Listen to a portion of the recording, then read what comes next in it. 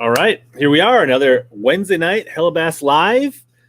It's Bassmaster Classic week, so let's get excited. Let's get the party started. Tonight is all about getting ready, getting hyped for the Bassmaster Classic, which starts Friday bright and early. Today was their last official practice day.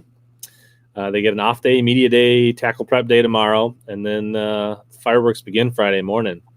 So we got Coy Greathouse, who is one of my fellow fantasy fishing pundits. He's actually the top of the fantasy fishing pundits this year. What's up, Coy? Hey, everybody, man. Glad to be here. Yeah, it's hard being at the top, but we're going to kind of like the out. best of the worst this year, though. Like, none of us are really, like, killing it. Man, I was until this last tournament, I was in the 97th percentile, so I was doing pretty good. That's pretty good, yeah. And I would prefer to be in the top 1%, but I haven't done that in probably 5 years. So my second year ever, I was in the top 100 at the end of the year, and I think that may be the only reason I got invited to write for a bass. And it's been a grind every year since. It seems like when I don't get to look at all the pundit picks and make my selections based on that, I do worse. So you all have a leg up. Yeah, just a quick hey guys, make sure that Coy and I sound well. Let us know in the chats there. I think we do, but just to check.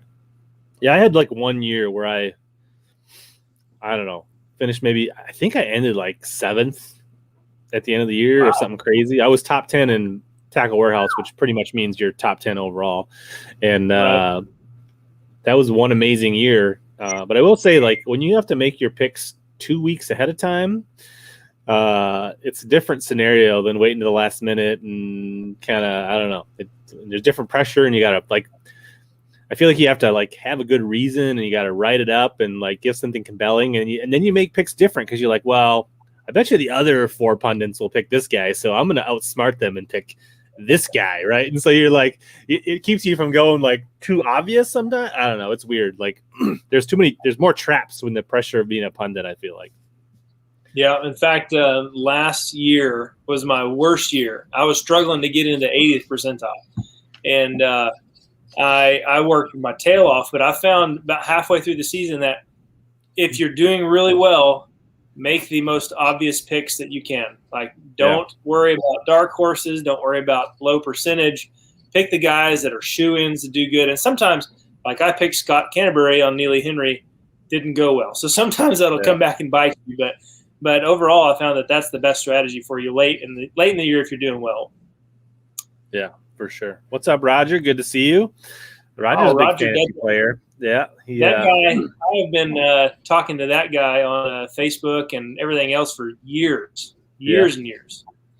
So I think I was one of the co-founders of the Facebook group, the Fantasy Fishing Facebook group, way back when. It's probably 5 years ago, and Roger was one of the first people to jump into that group. So cool to see that name sticking around. Yeah, so Ryan says he hoped the Classic doesn't screw up his fantasy season, so he must be doing all right. Like I'm just I don't know. I'm like, I forget where I'm at now. Like it's like 80 percentile. Like I'm just barely mediocre, but still ahead of Ronnie more. So that's all that really matters. So, well, really, Jim Sexton 2 years ago.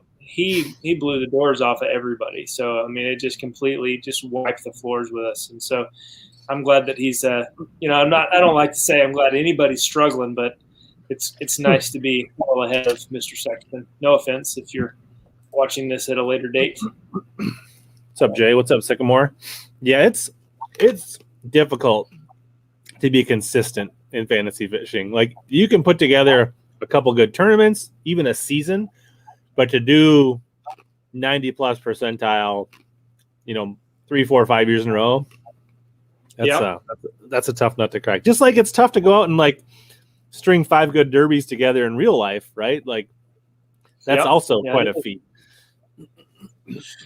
Yeah, I was see, my only blemish was the second. What was the second lake or second tournament of the year? I can't remember. So we went to St. John's, and then we went to Tennessee River. Tennessee River. Yeah, that one bit me. All of the guys that were shoe-ins on that one did not. They all struggled. I don't understand that one. But well, you thought that was a bad tournament until Gunnersville, and then that one looks like a good one now.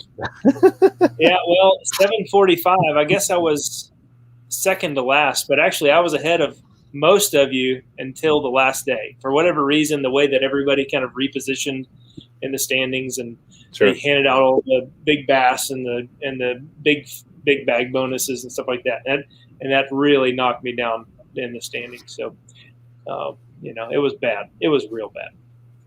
Yeah, Ryan says he's top 100. So that's right where you want to be with 3 derbies to go. Yeah. Do we have anybody in the chat who's actually won anything? Prizes? Probably some Beat HellaBass guys and I don't see anybody that's won my group unless they go by a different name.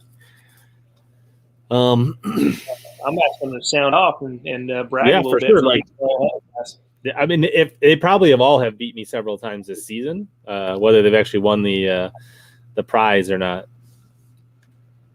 I'm pretty sure Ryan Crowley and I have been in the top end several years ago. Ryan, if you remember, I don't know if you remember me, and I may be misspeaking, but I'm just looking through the names here, and there's been some guys that have been around for a long time. I mean, this fantasy fishing thing really blew up almost a decade ago. Sure. And so we've got a lot of years under our belt at this point. Won a lot of things. Yeah. I guess before we get too far, I want to thank Arsenal Fishing for supporting the channel and the stream. Got to shout them out every week. Take care of the business. HellaBass15 at arsenalfishing.com. I'll put the banner up a little later so you guys have the code. But if you want to support the show, get some cool fishing stuff, some good apparel, some good sun hoodies to protect yourself. Check them out and save some money, and everybody wins. Roger said he won $180 in the Big Blue Bassmasters group last year in Kentucky. So there you go. Nice. Well done. So we got Coy on for a couple reasons. One, it's been a while, a little over. I think we talk right before last year's Bassmasters Classic, which would have been, or I think right before right when they announced it. I don't remember when that was. We talked like the week after Ray Roberts was announced, and that was sometime during last year's crazy goofed out Bassmaster Elite Series schedule. So one, we wanted to have Coy back on because he's a fantasy fishing pundit, but the main reason this week is because he, at least normally, or has lived right down the road from Ray Roberts in the past and has fished it quite a bit. So Coy's on to give us a little extra insight about Ray Roberts. Maybe give us some nuggets of what he thinks about. I think there's some high water down there, what he's heard, what he's seen this year. And then just maybe there may be a special guest joining us to be determined if he gets off the plane and gets his bags and gets to his hotel. So there could be a special guest. We won't spoil it. We'll see if he shows up before we get into too much details. Yeah, you're making him sound like way too much of a celebrity, but we don't want his head to get too big here. But no, it'll be fun. I'm looking forward to it. I think last time we actually did, I want to say it was the Chickamauga Fantasy, and they canceled that event like the day after we did our podcast. And so we were all excited, had a great show. I talked about the only lure worth talking about, which it'll come up again here in a little bit, and it never happened. The whole tournament never happened until later in the fall anyway. So I don't think they're going to cancel the Classic before Friday. I would hope Seems not. unlikely at this point. Should be good. Should be solid. Yep. Thomas brings up a good point. It'll be interesting to see, and I don't know what's all coming around, but there's usually several cool things that come out at the Classic. And he's hinting at that. Yeah, the marketing release of Hummingbirds Live wasn't like, at least the images they shared in their video weren't like amazing. Like they would seem pretty par at best. Yeah. I guess it'll see when they actually get the units and what they look like. But I think either way, I mean, I wasn't like wowed by the images. I also wasn't disappointed. after being in a boat that has like Garmin Live Scope, I felt like it was similar. But I think a lot of us are hoping to be like, oh, this is going to be like way better. But the fact that I can hook it up with my already existing Humminbird units and not have to go out and get a off-brand unit and it can all be networked, that's kind of exciting for me as a guy that runs Humminbirds already. Yeah. Well, it's not shocking that, everybody's catching up to that technology. And there's been a lot of talks about the shakeup of, how are these guys going to land their sponsors and deal with all the ins and outs of having multiples? Are they even going to keep sponsors for their graphs? Are they going to just go out and buy their own stuff? Or all these companies going to actually sponsor? Like, you're going to have a Garmin and a Humminbird sponsor. I mean, there's a lot up in there, but the whole time I'm just thinking it's gonna level out at some point. Somebody's gonna have something slightly better than somebody else's stuff, but it'll all kind of balance out in the end. So I'm glad to see they're at least coming to the table with something. Yeah. What's up, Will? Yeah, it'll make a lot of people's lives easier. But I also think they're officially gonna announce the Rapala DT8 this week, which I'm kind of excited about. I leaked it on his Instagram. I don't think he was supposed to, but I'm pretty sure that's coming out. I don't think we have to wait till ICAST. I don't know. Is there any other products you've heard about? I have not really been like super in the loop, but it would be interesting to see what comes out. That's more than I've heard of as far as products go. But I've always enjoyed going to Classic. Are you gonna? I don't guess you're gonna get a chance to even come down there, are you? No. Are you gonna be in there or hanging out? Yeah, man. We're heading out on Friday. We're going to be, we're going to the Classic on Saturday, and then I'm going to be on the water with Kevin and another buddy of mine, Nice.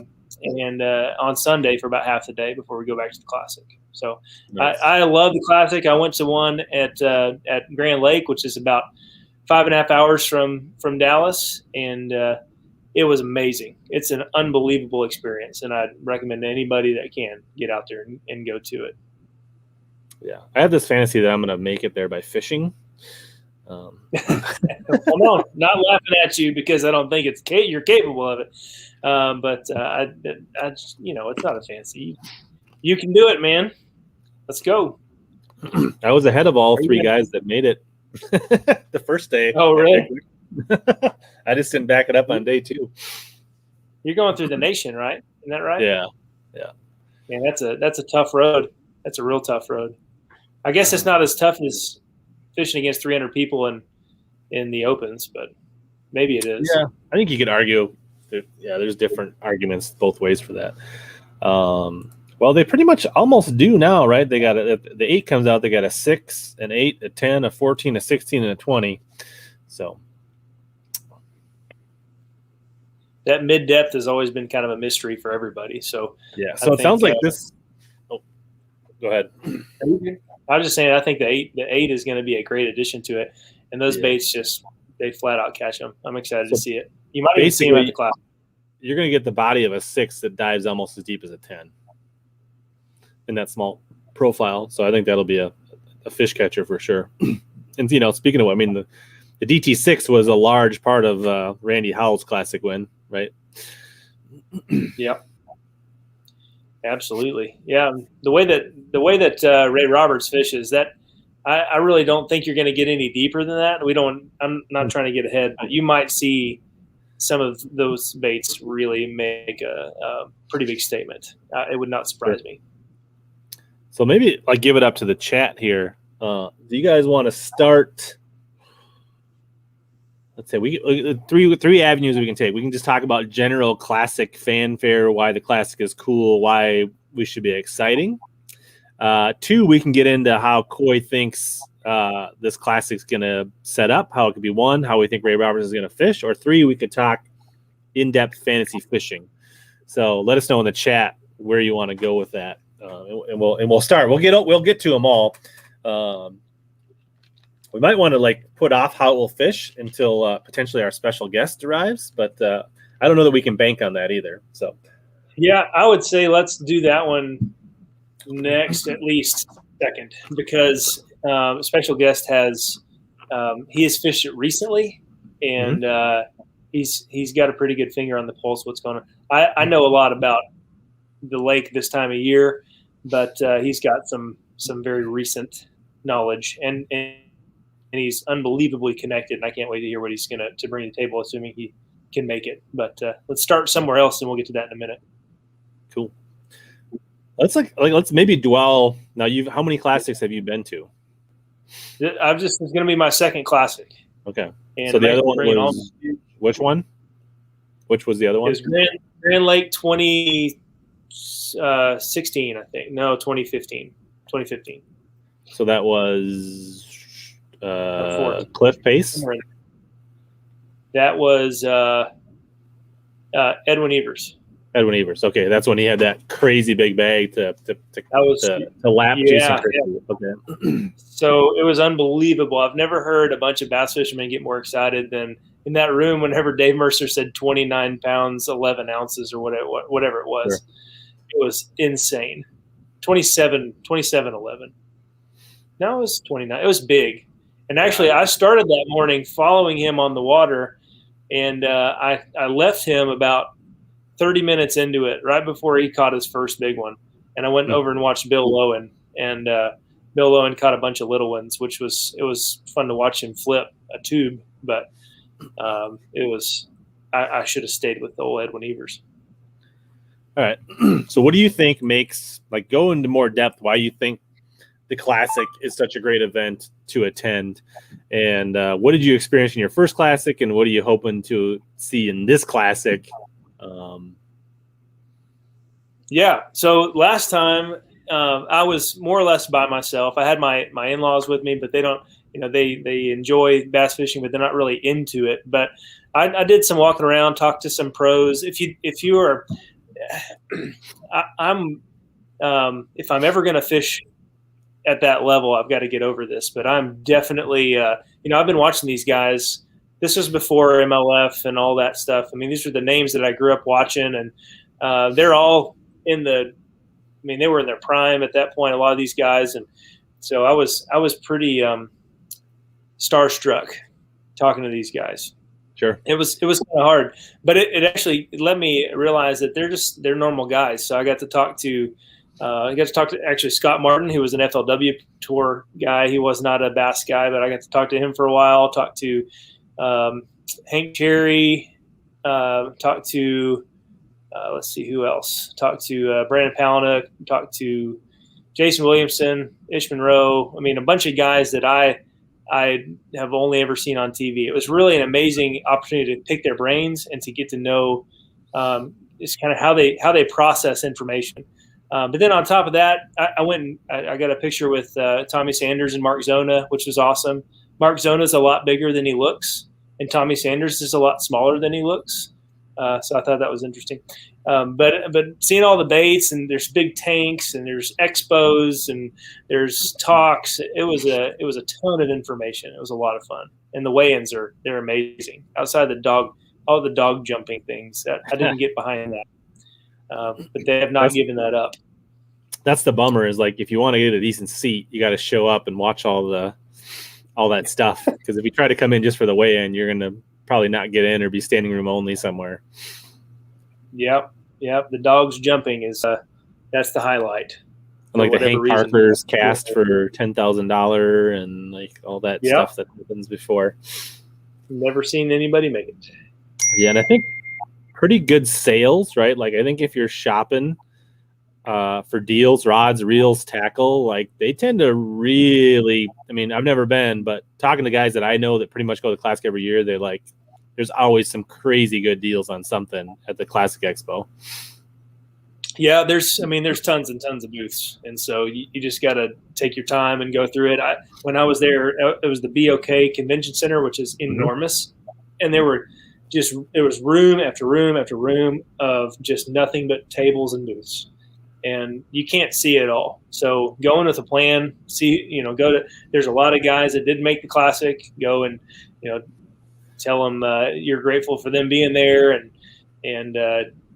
pick their brains for a little bit. And then anybody who generally, if you don't make day 3, then a lot of those guys are going to come in and you'll get to walk around with them, go and say hi to them, but you're not going to be able to see it all. So here's what not to do. Don't go up to Gerald Swindle and ask him, how did he do today? Or why are you not fishing? Or yeah. I actually, I made an error one time talking to David Walker. I saw him at Gunnersville. I was actually fishing a tournament, and I walked up to him, and all I could think to say was, "Hey, congratulations on making the Classic." And he didn't make it that year. Yeah. So that was sort of a shot in the old undercarriage. If it makes you feel any better, Ken Duke, who's the know-all, be-all bass fishing, asked Lee Livesey on live Bass Talk Live what he thought on fishing the Classic, even though he didn't qualify this year. So that was painful because that's home lake. That's he's from Texas, but yeah, he asked him on Bass Talk Live, basically, how are you going to approach the Classic? And he's like, I'm going to be working the Expo. Oh no, that's a shot, man. God, that's painful. I'm sure he took it in stride, but he was hurting inside. Yeah. So, to some degree, it's a little bit of an honor to think, you think highly enough somebody that they're like, oh, well, he's a good enough fisherman. He made it for sure, right? It could be kind of a compliment in some regards, but. Yeah, he wants nothing more than to be there. So I'm decent friends with Lee, and it was a hard deal for him not to get to this one, but it's going to fire him up for the next one. I'm sure he'll be a factor at Hartwell next year. And he's there because he won Bass Fest or Texas Fest or whatever they call it, and that one does come with an automatic berth. I don't think they win, doesn't it? I don't think Lake Fork was Texas Fest this year. I think it was just Lake Fork because I actually wrote that in my article and Kyle edited it out. Oh, maybe. I thought it was Texas Fest, but I don't think it was. So, I don't know that he's off, but he's fighting for it. Sure. So what would you say if you're within X amount of hours and you're a bass fanatic, you should go there this weekend? What do you say is the no-brainer drive to check out the convention and the 1 day away in at least? Yeah, it's probably, if you're in the continental US, I would try to go. It's really that cool. Man, if you're a diehard fishing fan, it's hard to justify, if there's any distance to keep you from going. It's hard to put a number to that. Maybe if you live in California, because it's dead center of the country right now. So, but you've only been to 2, so you skipped the last 5. So that doesn't seem like a good rationale. I'll just go ahead and call you out on. While that's fair, there's certain things obviously that can keep you from going outside of your distance to the. That's what I'm saying. So if you're 4 or 5 hours away, you can do a day trip, and it's probably worth it, right? Whereas you couldn't make it to Gunnersville last year and just check it out for a day.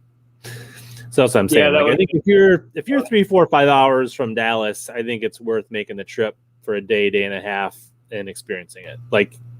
Obviously it's worth it going from anywhere, but I think if you're that close, do yourself a favor and make it a priority. Absolutely. Yeah. I actually drove, I'm a fan. I'm a huge fan, and I'm going to own that I'm a bass fan forever. And I drove down for Lee Livesey's weigh-in I'm in Oklahoma right now working on a project. Nice. And I drove to the weigh-in and made it right before everybody started weighing in to watch him win on Lake Fork. And that was about a 3-hour drive from here. Which is probably literally the worst weigh-in to go to because you actually knew the results and he only brought in one fish. But he was a buddy, so you wanted to be there and be part of the experience. Yeah, absolutely. Got to shake his hand, congratulate him after we were all done. And even those are great to go to because a bunch of those guys stick around. Brandon Pownak's always there. They were walking around chatting with everybody. So are you hearing a ding every time that comes on? Yes. I'm trying to figure out how to get that to shut off. I thought I figured it out, but I don't. I thought that was every time I got a new subscriber or something like that. Oh, well, maybe, yeah. That's what we can tell everybody. Nice. So, John, good question. Do the MLF guys go to the Classic or even work it? I think it's a really case-by-case basis. So some guys have sponsor obligations, and I think you will see some of them there. There are definitely a contingency of them that probably wouldn't be caught dead there. And then there's a bunch of them in the middle. And they just finished today on Chickamauga. right? So, yeah, it'll be interesting to see who shows up and who doesn't. I think there'll be plenty of talk and scuttlebutt and social media about who gets seen and who doesn't get seen at the Classic this year. So, yeah, it'll be interesting. Certainly, there's we don't need to get too deep into all that, but it's definitely I know there's some animosity out there between some guys. For sure. We'll just leave it at that. I'm pretty sure you won't see Kevin, you won't see Boyd Duckett, you won't see Gary Klein. There's probably a few others, but I would expect Ike will be there. I mean, he's not an active MLF guy, but I would imagine he's going to be at the Classic. I think guys like that they're just fans of the sport. And they just he's going to be there working with Plano or not Plano, Flambeau and Berkeley and Rapla and Basscat, and he'll have his 1 hour sessions in all those booths making the rounds, and that's just part of what he does. So absolutely, yeah. I think I figured out the ding. We should be good now. We'll see. If it dings again, then I'll just wear a cone of shame. I don't know. It's not too bad.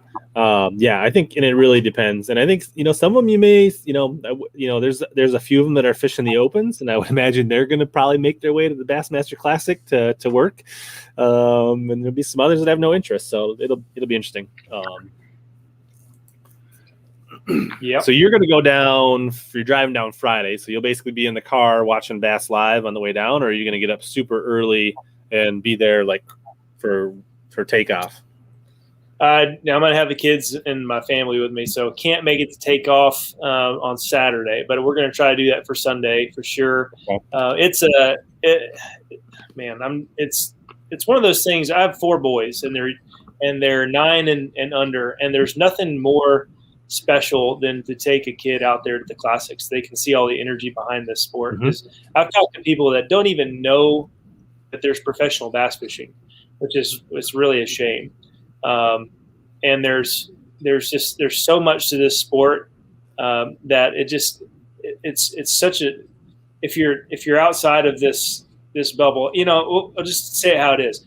There's a bubble around our sport that's not very big. We're not an NFL, we're not a PGA, mm-hmm. But there's so much energy whenever you get in these places. It's such a culture and when you put it all together, it's so energetic. It's really incredible. So I'm bringing my boys. I'm pumped up, and we're going to spend every second we can out there. Yeah, awesome. Do I look like Vincent Van Gogh? Man, you're not. You didn't throw that one up there. You may not want to. I will. I was going to. Well, do you have both your ears? Isn't he the one that cut his ear off? I do have both my ears. I think Van Gogh is a famous painter who actually cut one of his own ears off. I'm not like up on but I believe that's Van Gogh. I actually did one of those face apps a long time ago. Who do you look like? And there was a statue. There was some statue, and it could have been Van Gogh. I'll have to go back and find that picture because it was ironic. That'd be crazy. I've never been told I look like Van Gogh, but I'll take it. He's famous. There's only one thing that we can really do at this point. Yeah? Yep. Do a Google image search of Vincent Van Gogh.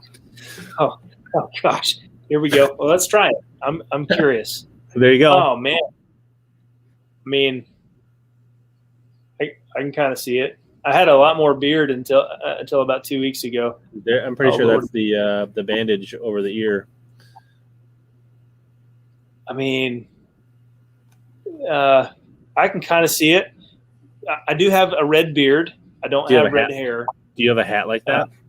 I have no pseudo cowboy hats. But right. I'm sure he was popular with the ladies, so I'll take it. Nice. All right, there we go.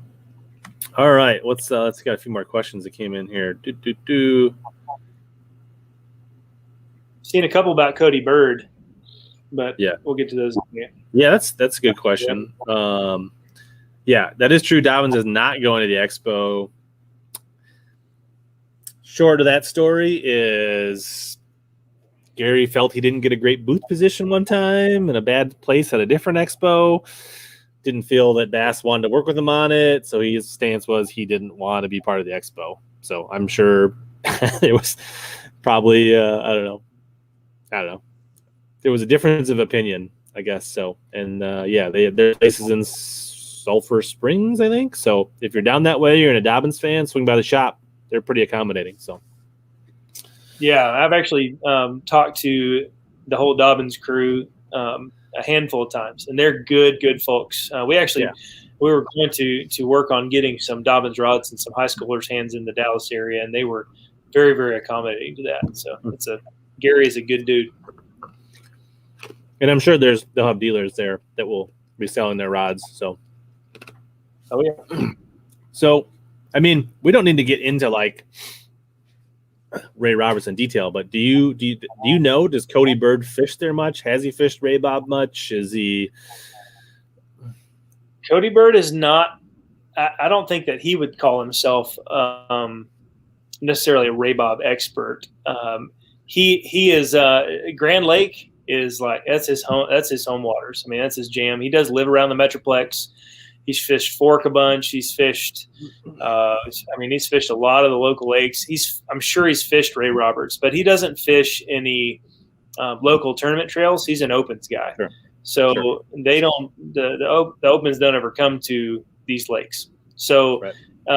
As far as him being a local or being like a shoe-in to do well on this lake, I don't know that I would count him out. But I would say that he doesn't have a ton of experience there. He has experience in these lakes around here, which we can get into how they fish in a minute. But they're a beast of their own, certainly. Yeah. Let's maybe should we roll into fantasy fishing a little bit? Yeah, we can do that. Because I definitely put Cody on my Drain the Lake roster. Absolutely. Yep. That was seemed like a really good value for a person that's only going to fish one tournament and use him on Drain the Lake. Absolutely. Are we going to start with Drain the Lake or going into fantasy first? Well, I'm going to pull up. Some people may not like this. Might be a little taboo here, but I'm gonna share the pundits group, the private group standings. Why not? So I'm on top. This is a little sneak peek. Coy's like, whatever, dude. Yeah, go ahead, show him. I don't care. Let me zoom in on that a little bit. There we go.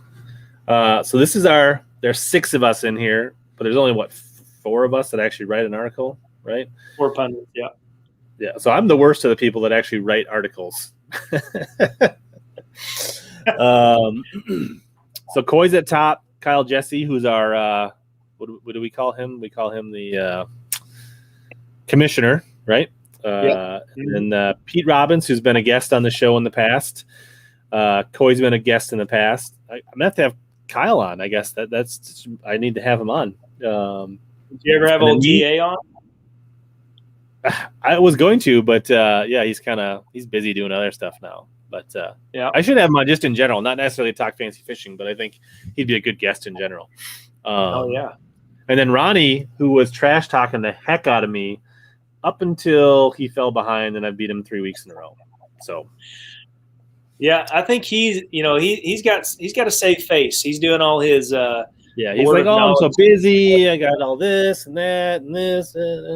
Yeah, he's got too much going on. So he definitely, and I think that he'll say his picks on a live television on Fox Sports. And so when you do that and then you revert to something else, that you'll get called out for that. I would imagine. But yeah, anytime I can beat Ronnie, I'm giddy. So. All right. So why don't you tell us about your Drain the Lake? So definitely,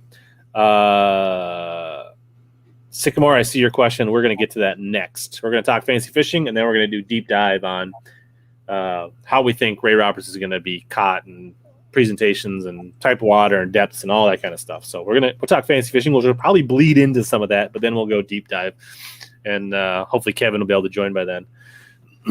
So what was your strategy for Drain the? I mean, overall, like, what did you do when the game was announced? Did you like map out all, I forget how many we had, 6 or 7 events left at that time. Like what was your approach to Drain the Lake once you read the rules and the game?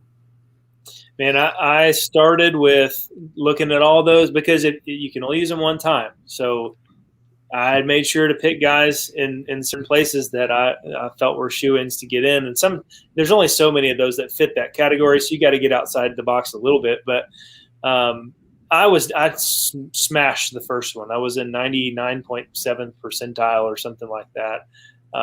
Did really, really well.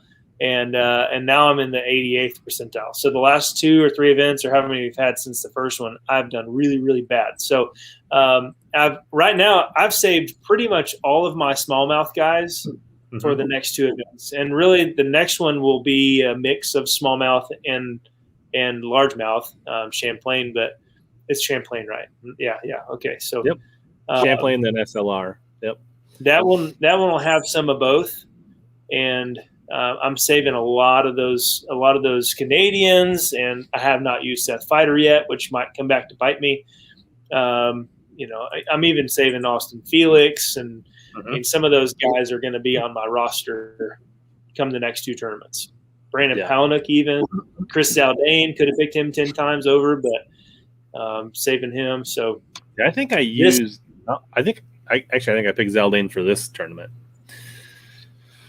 He's close, and I know that he has before the off limits period, which I assume was, before they announced it, I talked to several pros, and they were already they knew it was going to be in Texas. Something had leaked out, and so they were fishing all the lakes that made sense.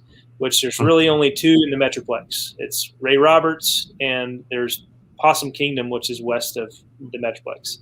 And Possum Kingdom is pretty small. Not Louisville. No. Believe it or not, you guys picked. Y'all saw Louisville at its worst.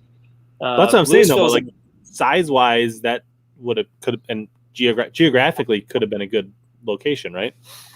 Thought about that, and I know a couple people who were kind of in on the planning in the Dallas area because it's a big show, and those guys were telling me that Louisville was just not. It didn't have the facilities to launch the giant. They do the opens, but not with the fanfare that they wanted, I guess. Maybe so. Ray Roberts is very rural. There's not a whole lot up there, so we're launching at Isle du Bois, which is a state park. It's just a massive parking lot, can host a ton of people, and it's right on the water. It'll be perfect. So, but anyway, it's I forget the question. What was the question? Yeah, we were talking about Drain the Lake, and I mentioned I picked Zaldane. So I'm gonna share my screen here for a second again, because I haven't shown this, but I actually built a spreadsheet when the game came out. Nice. And listed all the anglers out and just kind of did some quick filters, and then I went down and I picked 2 I was gonna pick for each one of them, make sure I had my 8, and did that. So I don't know if you did that to that detail, but that's generally what I did to see who I was gonna save and when I was gonna use them. And I've made very few tweaks. I made a few, but for the most part, I've pretty much stuck to how I laid it out from the beginning. Nice. I wasn't quite that detailed, but I wanted to get this done a little quicker. I actually was hoping to build a template in a Google Sheet that I could give away to my viewers, but I just didn't have time to pull it together. I thought that would be a cool giveaway for people that wanted to sign up through my channel or join my group. So that would have been awesome. Yeah, I wasn't quite that detailed. I'm in the middle of this project, didn't have a ton of time. I'm Ronnie Moore in right now, so we'll move on. But I had it in my mind where I wanted people to go, and I knew that I wanted to save my smallmouth guys for later in the season. But there were a couple of things that just absolutely whooped me. Neely Henry was the big one where there were so many guys that should have done really well, and I've burned them now, and I'm really sad about it. So as Scott Canterbury, I should have saved him, but I didn't. And he bombed. Neely Henry. Yeah, I mean, if you didn't use him there, though, I mean, I guess if you didn't use him there, you would have used him on what? Gunnersville? Yeah. And he wasn't great on Gunnersville either. I mean, he was better, but he was he cashed a check. I mean, he was third day. It was much better, but it wasn't like a top 20. I don't think, was it?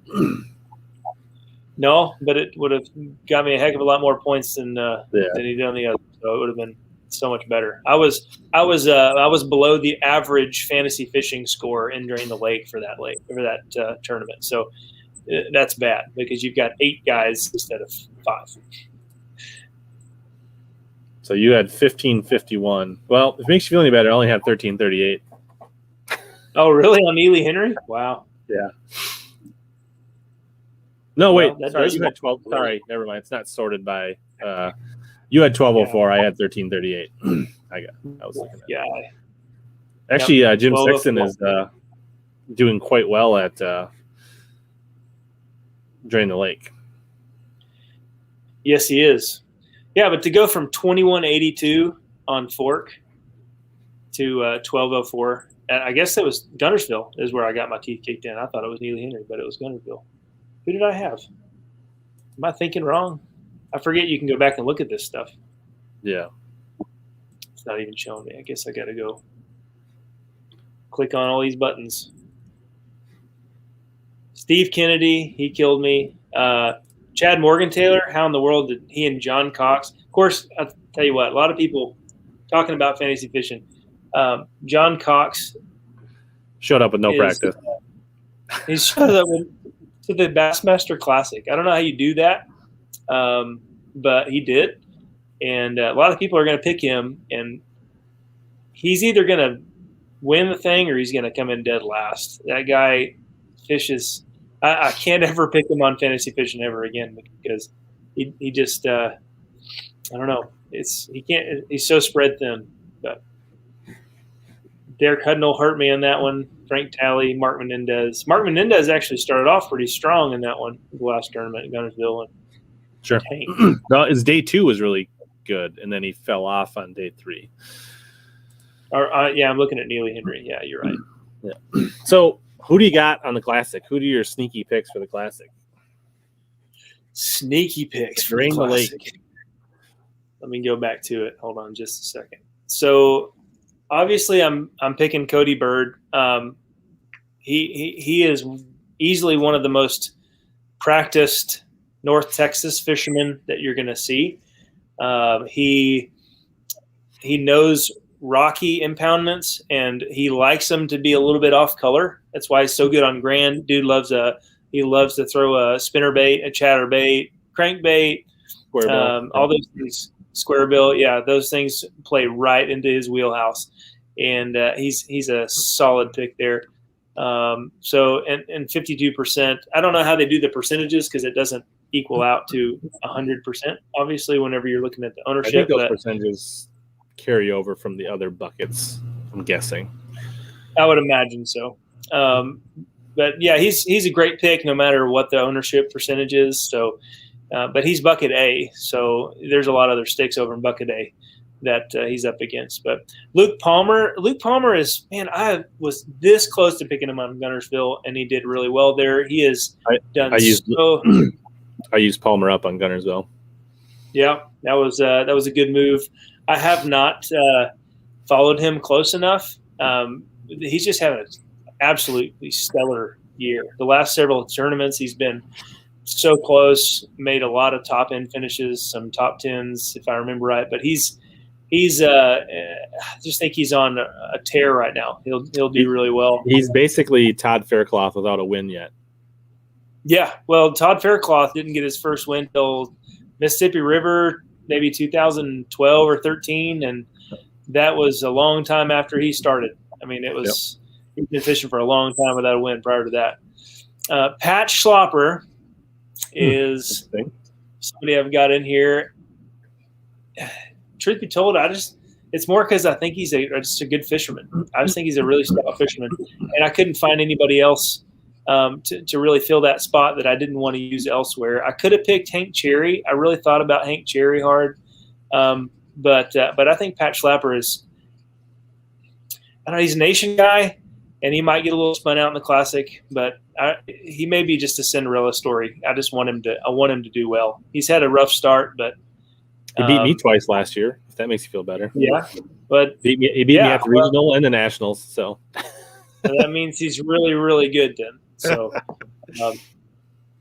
no, he's fantastic. Drew Cook's another one of those guys that's sort of sneaky. He's not really sneaky good, but he's had some. Everybody knows he's good. He's had a couple rough events this year, but he is just a really, really good shallow water fisherman, and he's super even keeled, and I expect him to show up. If you haven't noticed, looking at my list here, I've got a lot of shallow water guys, and we'll get into that in a little bit. Bill Lowen is another one of those guys. Shallow water, he's okay with 4, 5, 6 bites in a day. And the ones that he gets are going to be big bites, I would imagine. Nice. Hunter Shryock, another shallow water guy. I've been rooting for Hunter Shryock for a long time, and he's actually had a pretty good year, surprisingly good year. Last year was really terrible for him, but he's had an above average year for his career so far with the Elite Series. And Patrick Walters, I've got him in there at the moment. He's the only one that I might swap out because I might want to save him for St. Lawrence River. And I know, but last time they're at St. Lawrence River, it was a live scope tournament, and they were just out there scanning the flats out there in the middle of the river, looking for big smallmouth swimming around. And that's something obviously he's really good at. That was more on the lake, and the lake's not in play this year. Oh, well, then I've got him here, so I can't use him later. But if I leave him in, I don't guess I realized that. Well done for being up to speed on the lake limits there. Last one's Brandon Lester, and right. I really like Brandon Lester for his shallow water game. Actually, not deep water stuff, which. Really, he's a smallmouth guy. He loves to fish deep, drop shot, and all that stuff, which I kind of have him in there as a switch hitter. I mean, he might go up shallow and throw a crankbait, and he might go out and throw a drop shot in 37 foot of water. And I think you could catch fish doing both things. Nice. So there's my Drain Lake lineup. I will say that there's a lot of guys that I didn't pick that I wish that I could have picked for this one. Sure. Because I already picked them. Yeah. So I went with Bird. That's same. I got Walters. I think I guess the other place I would have used Walters would have been Fork, and that was actually a good place not to use him. He actually did, I would say, underperformed. I mean, it wasn't a bad tournament, but he definitely underperformed. Stetson Blaylock, I feel like he's a good offshore angler, post-spawn angler. Keith Carson, I kind of got a sneaky feeling that he's just a natural, and I think with the water being up, there might be something for him to find there. Clark Wentland, just a Texas guy. Same reason I picked Cody Bird mostly. I don't know, did you use Clark Wentland somewhere else in the season? Yeah, I did a couple tournaments ago, and he did really bad. I put Jake Whitaker in because I just feel like he's kind of a safe pick. I feel like he's gonna catch 10 fish, right? So I feel like he's gonna get me some points. I don't know. We'll see. Maybe not. Zaldane. Well, I'll tell you. Yeah, real quick on Whitaker, he's going to fish the marina if they let him fish the marina, which I can't imagine they won't because they're not launching out of there. The marina is it holds some monster fish, and there's only one. There's not that many slips, but there's I bet there's 30 or 40 bass in there that are 4 pounds or better that you could catch in a given. It'll be like a repeat of last year's Chickamauga, you think? Could be. He likes docks, so it slips. Sounds like my kind of guy. Zaldane, we talked about for obvious reasons. And then I got Brian New on both my rosters, actually. Even with the broken hand or sprained hand or whatever it is, he's been out fishing. He's caught a few fish on practice. Won his first ever Bassmaster Open. Won his first ever Elite Series. This is his first Classic. Yeah, he was on my roster until yesterday, and then he came off. So injury or other reasons?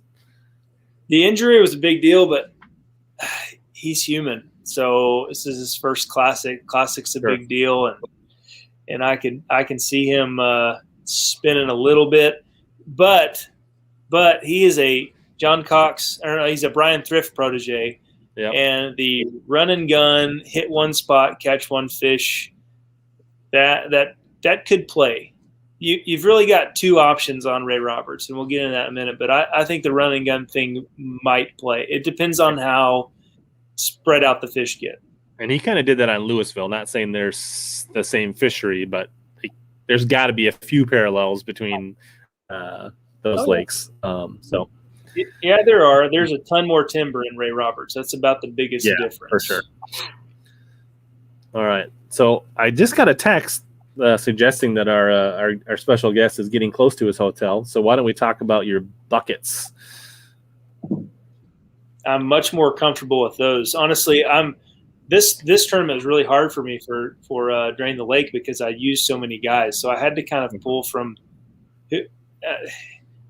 guys I had left and guys that I didn't want to burn on smallmouth or didn't use on smallmouth fisheries. So I'm a lot more confident on my fantasy fishing buckets. So yeah. So who did you pull? Or I guess Leah wants to know, who did you put in for new? Brian News in bucket D, right? Yeah. So swapped. Okay. Do what? Oh, I didn't know if it was to Drain the Lake or in the regular bucket that you swapped them. Go ahead. I swapped him out on fantasy buckets. I didn't have him for. So bucket D, you took out new and put in. I put in Matt Airy, and that's kind of a gut pick, but he loves fishing. They're like buddies. So you yanked one buddy for another buddy. Yeah. Well, he is a guy that's going to hunker down in a spot and fish every single thing in it. Mm-hmm. He's going to catch every fish. And again, not to dig too much into Ray Roberts yet, but there's just not that many fish there. But if you catch one, you got a really good shot at it being 4, 5, 6, 7 pounds. I mean, there's just some massive bass in that lake. So I would not be surprised at all if he is able to put that shallow water thing together. And it's hard to talk about these buckets without going too much into what's going on in the lake. But Brandon Palaniuk, let's jump back to bucket A. I cannot pick anybody but Brandon Palaniuk in this bucket. There's a few guys that were kind of on the edge, and one guy in particular that I cannot believe is at 2.5% at the moment. But Brandon Palaniuk is that guy that's going to go fish some topwater. He's going to fish some mid-depth, and he's going to fish some offshore stuff. And actually, he did an interview saying he spent most of his practice offshore, which if he can get 5 bites offshore, he could have a 35-pound bag one day. I mean, there's areas out there that hold just 4 or 5 fish, and they're all massive. And he'll just have to. That'll be one day. He won't be able to do that more than one day.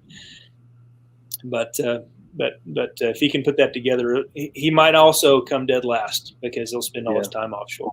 I think it's interesting. There's a couple things. Like I agree on Palaniuk. This just feels like that win he had on Rayburn and Texas Fest in like 2016. Yeah. Like, but I think it's interesting that Cody Bird is so low. That's who you're talking about, right? I don't know. I think it's interesting that Fighter's so high. Obviously, he's fishing great this year, but I don't feel like this lines up. I mean, I think he's going to have a good tournament, but I just don't feel like this is going to be his first win. I could be wrong. I'd love to see it. It would be awesome. But from a fantasy perspective, I don't. I'm surprised that almost 25% of the field is with Fighter. I don't know. Yeah, that is a really high ownership for a guy that is primarily a grass guy and a smallmouth guy. And this lake has some grass. Actually, the hydrilla has come back pretty well in the last few years. It's not very thick in most places, but it is there, and it doesn't come out very deep. It's a pretty clear lake generally, but it just doesn't fit Seth. I think most people are picking him for momentum's sake more than anything. But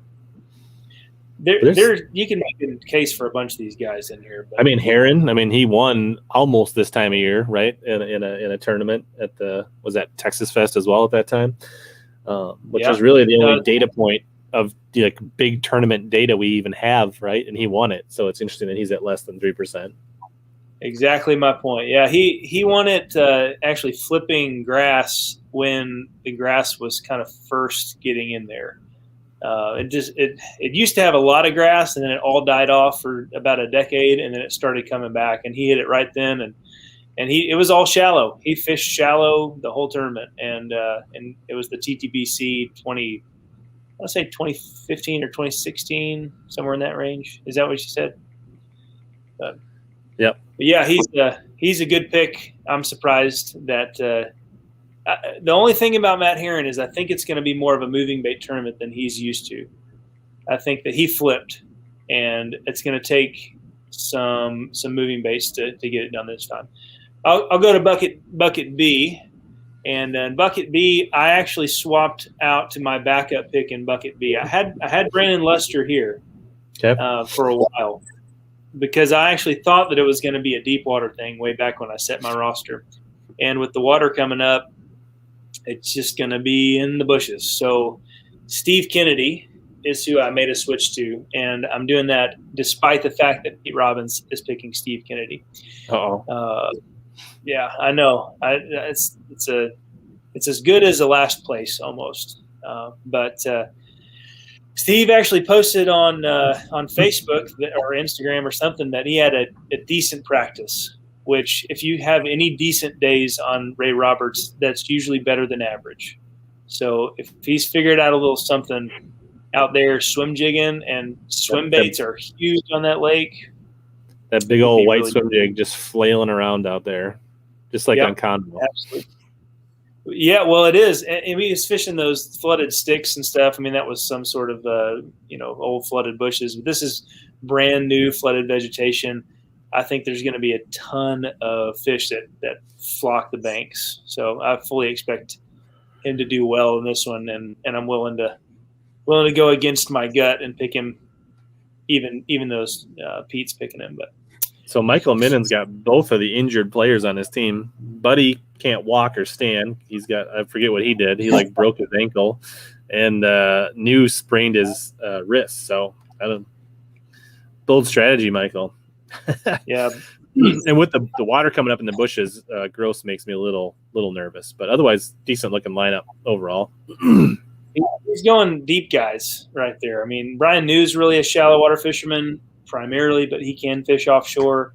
But Buddy Gross, that guy, he just lives offshore. So, and it could, I mean, a lot of tournaments are won out there on a Carolina rig in 30 foot of water. So it just depends on how much the fluctuating water actually is going to change things. But so bucket C, we moved to that. Bucket C. Doing some admin here. That's fine. I actually made a change here too. I had Bill Lowen, and I really like Bill Lowen.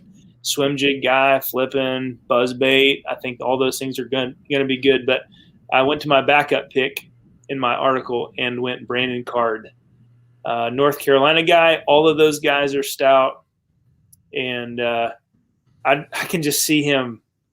He was so close at Lake Fork. And I think this lake actually follows Lake Fork in the timeline. It's usually about a month behind Lake Fork, 2-3 weeks at least. And I think that shad spawn's probably not going to be a thing. It could be a little bit with the bushes, but kind of with the water in the bushes. But I think a top water specifically is going to be a huge player. And if he could throw anything, he's who was the Zell Rowland? He's the Zell Rowland of our age. He's just a top water guy. And I think it's going to dominate. I really do. It's going to be fun. So sorry, I was distracted. Who was your pick? Brandon Card. All right. Brandon Card. Nice. Yeah, so I went. Interesting. I think I mentioned Card as my backup pick in my article. Maybe. I don't remember. Yeah, I think you did. Yeah, so I went. So just catch up here. I went bought Pollinix, so we agree there. In B, I went Ito. I hadn't really heard about the bushes thing, and I don't like changing my lineup. But I think there's two narratives here, right? Like it could definitely be one in the bushes, or it could really free up the offshore game. for the few guys that maybe stay out there, don't have the pressure, and they're not dividing their fish. So I could see both happening, right? Whereas like you get a bunch of guys in the top 10 that go to the bushes, but then you get one or two guys that stick deep and they're not splitting their fish with as much pressure. And somebody like, I think Taco Itu with what he did at Fork, these are highly pressured fish being close to the Dallas Metroplex, right? So I think he may have some tricks from Japan up his sleeve, doing the swimming Nico rig or some other crazy thing that might get him some really big bites from fish that other people don't get bites from. Taku he's a bold choice. I just don't think they're gonna. He doesn't like grass. So first of all, he said in an interview he doesn't like. There's not a lot of grass in this lake, so you're right. Yeah, he's going to probably be in that mid range, I would imagine. Which, generally speaking, when water rises, the fish rise with it, and so those deep water fish might come up into that sort of mid range, that 10, 12, 15 foot range. And if he can lock into some sort of a pattern, I mean, nobody fishes deep trees out there. Almost nobody fishes deep trees. You're either flipping shallow trees, or you're fishing in the grass, or you're way offshore. Not a whole lot of in between. So those fish might actually be less pressured. I don't know. I'd be surprised. I would be surprised if the fish. I'm at 80%. I can take risks.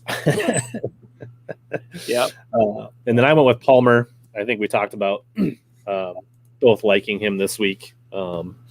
So, I mean, like I heard some people on BTL say that Ray Roberts fishes more like an Oklahoma lake than it does a Texas lake. No, it depends. I mean, I can kind of see that. Maybe like Fort Gibson type. But it does not fish like Grand Lake. It fishes. I would say it fishes similar to. No, it doesn't really fish like Texoma either, because Texoma has a lot of striper in it. It's a river lake. Really, Ray Roberts. The second you start pulling current and Ray Roberts, the fish shut down. So that's why I think the offshore thing is going to be rough. But we'll wait and see what Kevin says here in a minute. Jordan, I didn't go to Bucket E real quick. Let me hit my Bucket E. I did Jordan Wiggins, and I think Keith Carson's a really good pick too. I see that on yours, but I really feel like Jordan Wiggins, he's a shallow guy. He's going to be up shallow anyway, and he's Jesse Wiggins' brother, and that guy's a hammer. So I think that he's an Alabama boy too. So most of those guys are stout fishermen, but I really feel like he's good for top 15 pretty confidently. He was definitely on my list, somebody I thought about. And like interesting because like Bucket E is not the bare cupboard that it normally is for fantasy fishing in the buckets. Like there's some, Carson, Kerr's a pretty good angler. I think Tommy William, did he win Louisville? He won Louisville, yeah. So is, you can make a case that that's an interesting pick. Look, Hugh's a pretty good fisherman. We talked about Wiggins. You got Schlopper on Drain the Lake. There's something about Japanese anglers in Texas that tend to go like PB&J. So Masayuki could be good. I mean, I think, it's weird that you could make a case for over half the guys in Bucket E. That's not a common thing. Like, but everybody's picking Shane LaHue. So it's probably just because he's the best known angler in there. But for sure. And I think Shane LaHue's a good fisherman. He's a North Carolina boy. I wouldn't be shocked to see him do well. I mean, I don't think he's 42% good in this bucket. But I can see why people gravitated to him because he's, I would say a slightly above average Elite Series angler in Bucket E, and that looks pretty attractive, right? So, yeah. You know what's going to be really fun is if somebody figures out how to catch smallmouth out there. Did you know there were smallmouth bass in Ray Roberts? I had just heard that, and I didn't think there I think I literally just heard that today on a different podcast. And but is there like a fishable population? It's hard to target them specifically, but they're in places where smallmouth Well, I don't know. I've heard of people flipping them up in the sticks. So I know that you can come across them doing that, but there's some monsters out there, and there's even a more fun fish out there than that is the meanmouth. There are some huge meanmouth. They set the record, I think, a year and a half ago with I want to say it was almost 6 pounds for a meanmouth in Texas, and that's a monster. You could probably. But these are probably more bonus fish and not something you're gonna target. If you fish, what's weird is they hang out up north. I've never targeted them personally, but they hang out up north in the river in the creeks on rocky points and offshore rock, and a lot of bass, a lot of largemouth hang out in those places too. So it's not going to surprise me at all to see somebody catch a 4, maybe even a 5 pound smallmouth at some point in this tournament and bring it in. Thanks, William. Appreciate it. He's talking about a recent tourney vid that I did. Oh, did you win? Yeah, we won a little Tuesday nighter. Nice. Those add up. We got the cost of overhead on a Tuesday nighter is pretty low, so it's almost all profit when you're fishing local derbs. So that's good. So Matt appears to have some local knowledge of Ray Bob here. He says the shad spawns seems over. Bluegill has been swim jigs and working well in the bushes. Only a few offshore spots seemingly firing north of Wolf. Water in the high 70s, 3 feet high still. Yeah, I think is it coming down? Because it was 4 foot high, almost 4 foot high yesterday. I don't know, Kevin. So, is it coming down yet? Uh-oh. What's up? What's up, buddy? Welcome to the podcast. Thanks, man. Can y'all hear me good? We call a boomer. We call this a live stream. Live stream, yeah. That's fair. So you got here. You made it. Special guest, Kevin Bryant, and he's here because he's the one that carries Coy in team tournaments and is an expert on Ray Roberts. No, I might be an expert on Ray Roberts, but it's an expert on what not to do typically. So I'm here to tell y'all who not to pick. No, I've been on that lake a lot. I've seen it go through a lot of different phases. I will say, though, that probably some of the most enjoyable days I've ever had on that lake was with Coy practicing for a big tournament when it was very similar conditions. It fishes really well when it's high. Something about those Florida bass, those Florida strain bass out there, they just they love to get up in that new vegetation. There's most of y'all probably heard there's not a ton of population as far as fish go on that lake, but there's a lot of big ones, and they just seem to get kind of crazy when it gets high. So I've really been looking forward to this tournament. I've been hoping and praying that the water level stays high because I think they're going to smash them. I think it's setting up well for them to smash them, and it's kind of anybody's ball game at this point. So pretty excited about it, really. So when you say smash, what do you think is going to take for a winning weight for 3 days? Over 60 pounds. Any chance they hit 70? Do what? Hit 70 any chance? I haven't looked at the weather forecast. What's it supposed to be like this weekend? It's pretty hot, right?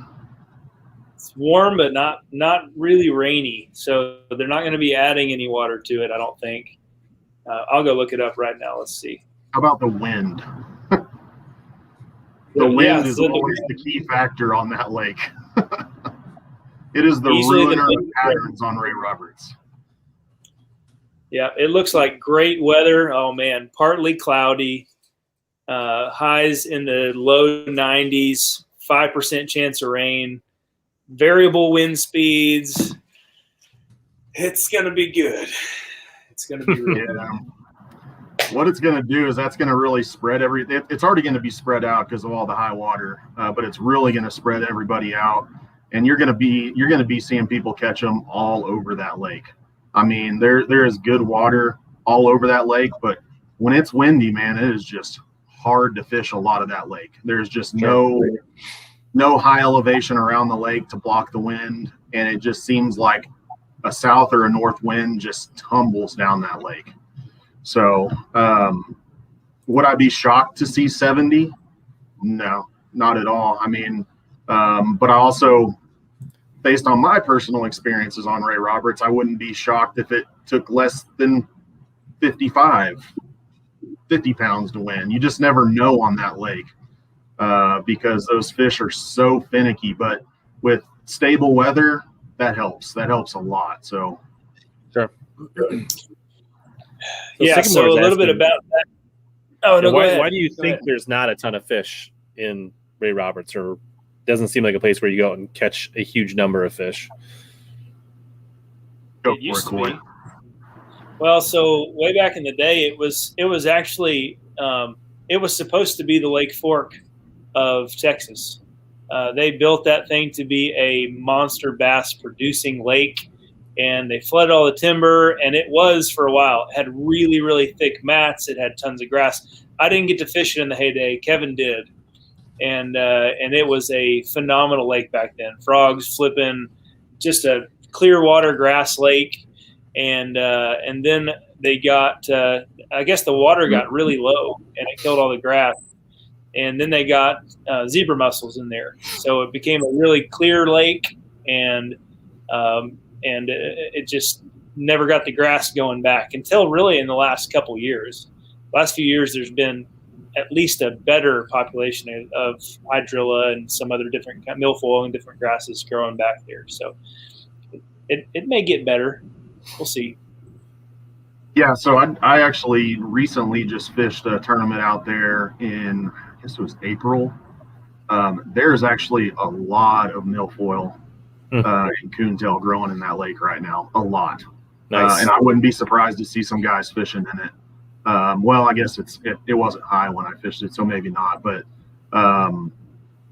that was a good sign of things to come. Now we just need to pray that it doesn't get real low again, because what happened is that we just went into a really bad drought back in, I guess, like the early 2010s until the floods of 2015 or 16, I think it was. I mean, it rained measurable rain every day in June. But before that, yeah, the lake was full of hydrilla. I mean, unbelievable amount of hydrilla. Like if you pulled up a map and you looked at what's called Wolf Island, you're going to see it a lot this weekend. It's kind of the marker of like, okay, beyond this island from the south end, it's the danger zone when it comes to the timber. Sure. And so there's a massive flat behind that island leading towards in between, or the point in between Lynn Creek and Wolf Creek. And that giant flat used to be a complete grass mat, a 10-foot deep grass mat in the summertime.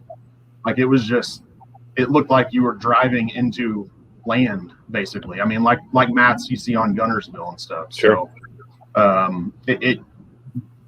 when that went away, it just really hurt, I think, the survival rate of the spawns. I really do. Mm-hmm. White bass got in the lake. That typically hurts the lakes around here because the lakes around here, they're not river systems. They're not great ecosystems for growing like a massive population of fish like those Tennessee River lakes are, because we don't have that current. So I think that's a huge part, and Coy hit the nail on the head. The grass going away hurt, and I was really excited to see a lot of grass. Not hydrilla, unfortunately, but we'll take milfoil and coontail all day. It's better than nothing.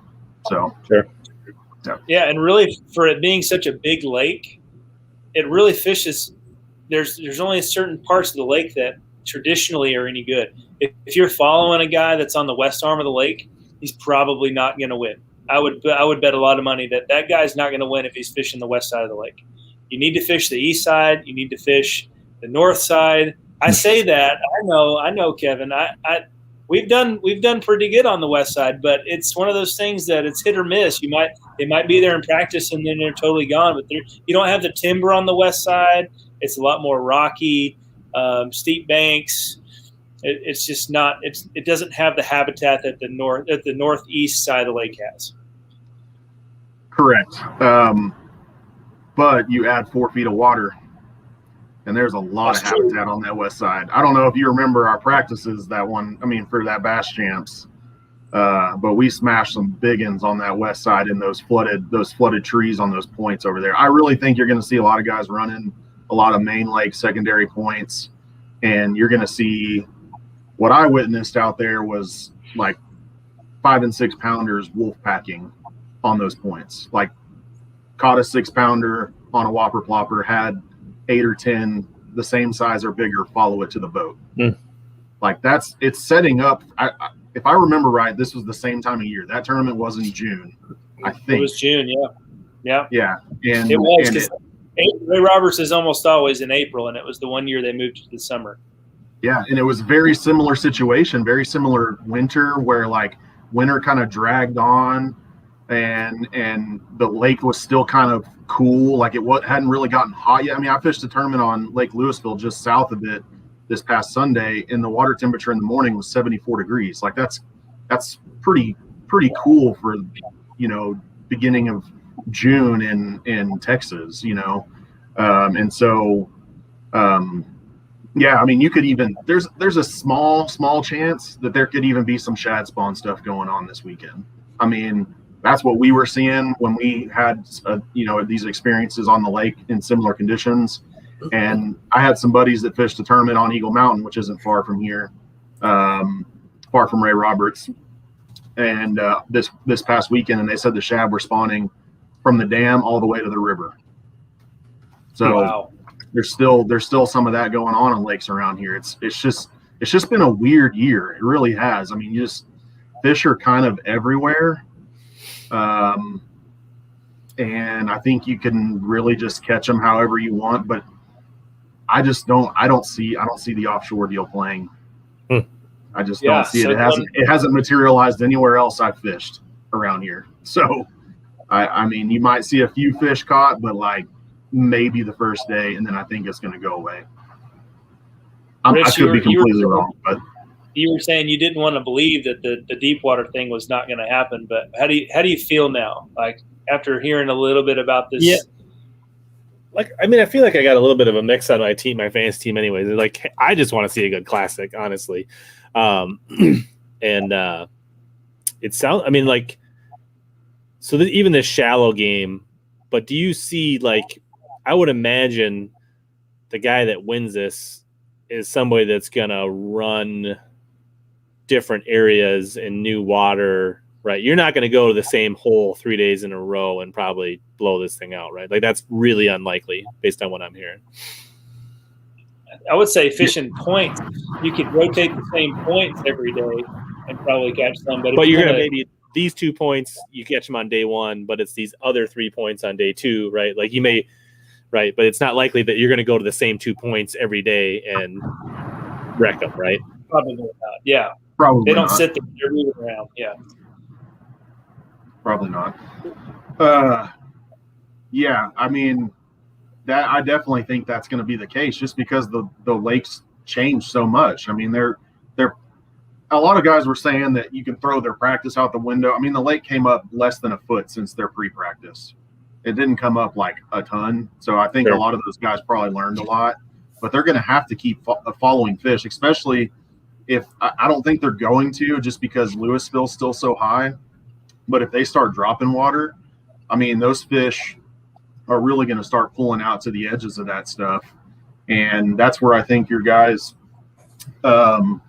like your Todd Oddens and your Steve Kennedys, they're masters with swim jigs and bladed jigs.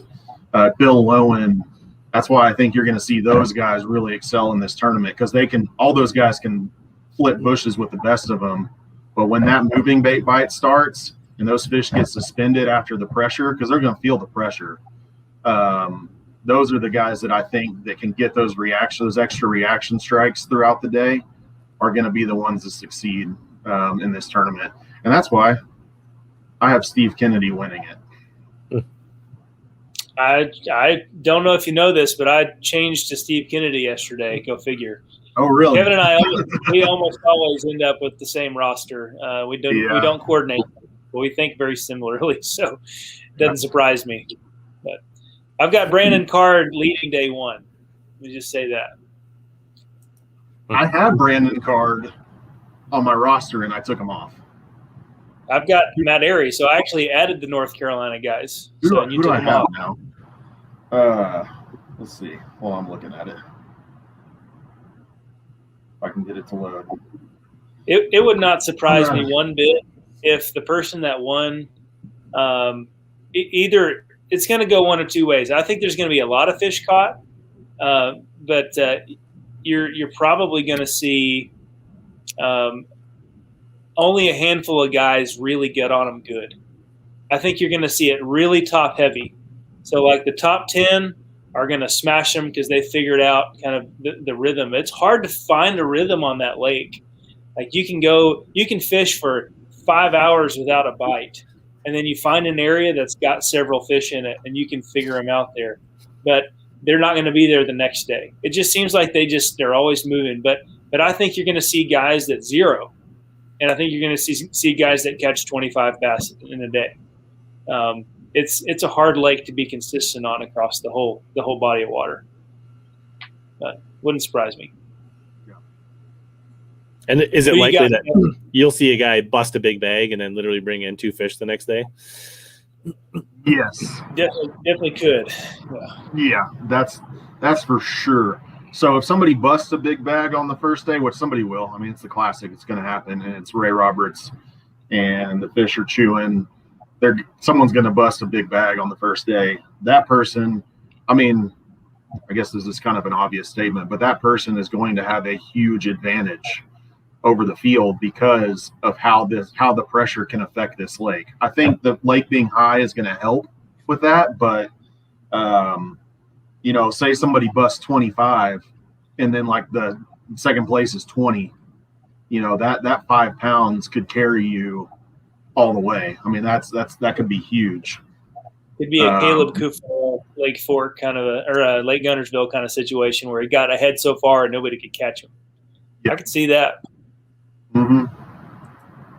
So, did y'all already go through picks? Y'all did, right? Yeah. But you can run down yours quick. We already shared ours. Yeah, I can do it quick. So I think mine's completely changed from when I sent it to Coy the other day, just to kind of compare. So I have Patrick Walters in A, and I'm thinking because of the moving bait deal, and he's kind of showing he can really just kind of do anything. I mean, didn't he win with a chatterbait on Winyah Bay? I think his first win was Fork, but I thought he was in the top. I feel like he was in the top 10 there, right? Yeah, I mean, who are we talking about? Patrick Walters. I think he's from that part of the. I mean, he's not. He had some good tournaments like in his college career or something like that, but yeah, I must be confusing him with somebody else. Anyways, Patrick Walters in A. I think there's a lot of good picks in A. I originally had Brandon Polinick, and that's who I kind of want to win. That's kind of the guy I'm rooting for, and then I'm also rooting for Zaldain as well, just because he's a local guy. He's kind of a buddy. I've gotten to know him and his wife Trait a decent amount, and I know he's super jacked up about this tournament. I just think all of his like pre-practice was spent offshore, and I just think I just don't think that's going to play. And not that he can't catch him up in the bushes. I just think it could spin him a little bit. Sorry, Chris, if you ever watch this. To his credit though, I remember when they did that Bull Shoals in Norfolk tournament, he did really well in that tournament, flipping a drop shot in flooded bushes in dirty water. So I know he can do it. Yeah. He did it. Okay. You flip a flip a drop shot in the right bush at Ray Roberts, and you might catch a 10-pounder that'll take every bit of line and break your heart. So he probably won't have a drop shot tied on, but maybe. Yeah. All I know is that dude's going to be amped, and I hope they have a camera on him for the first fish he catches, because he's going to lose his mind, like absolutely lose his mind. And his antics are so fantastic.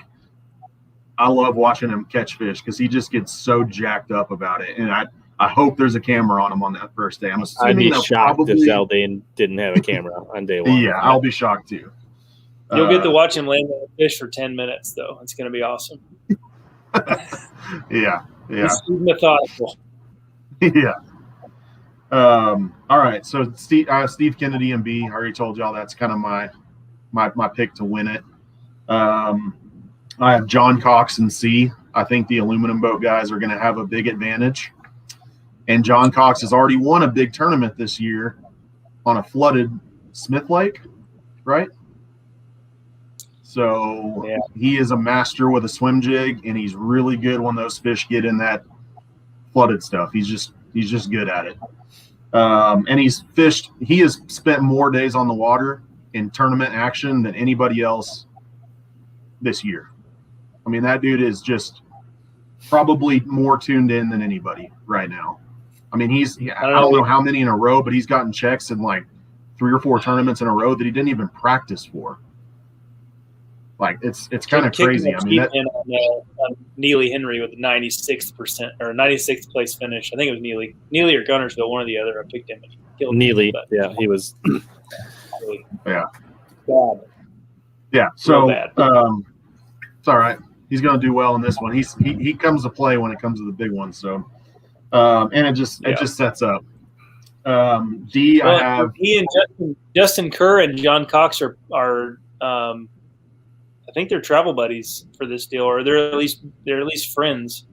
There's some for this one. It's probably Keith Carson. Keith Carson. Yep, that's who it is. Yep, had it wrong. I wasn't looking at the list. Keith Carson.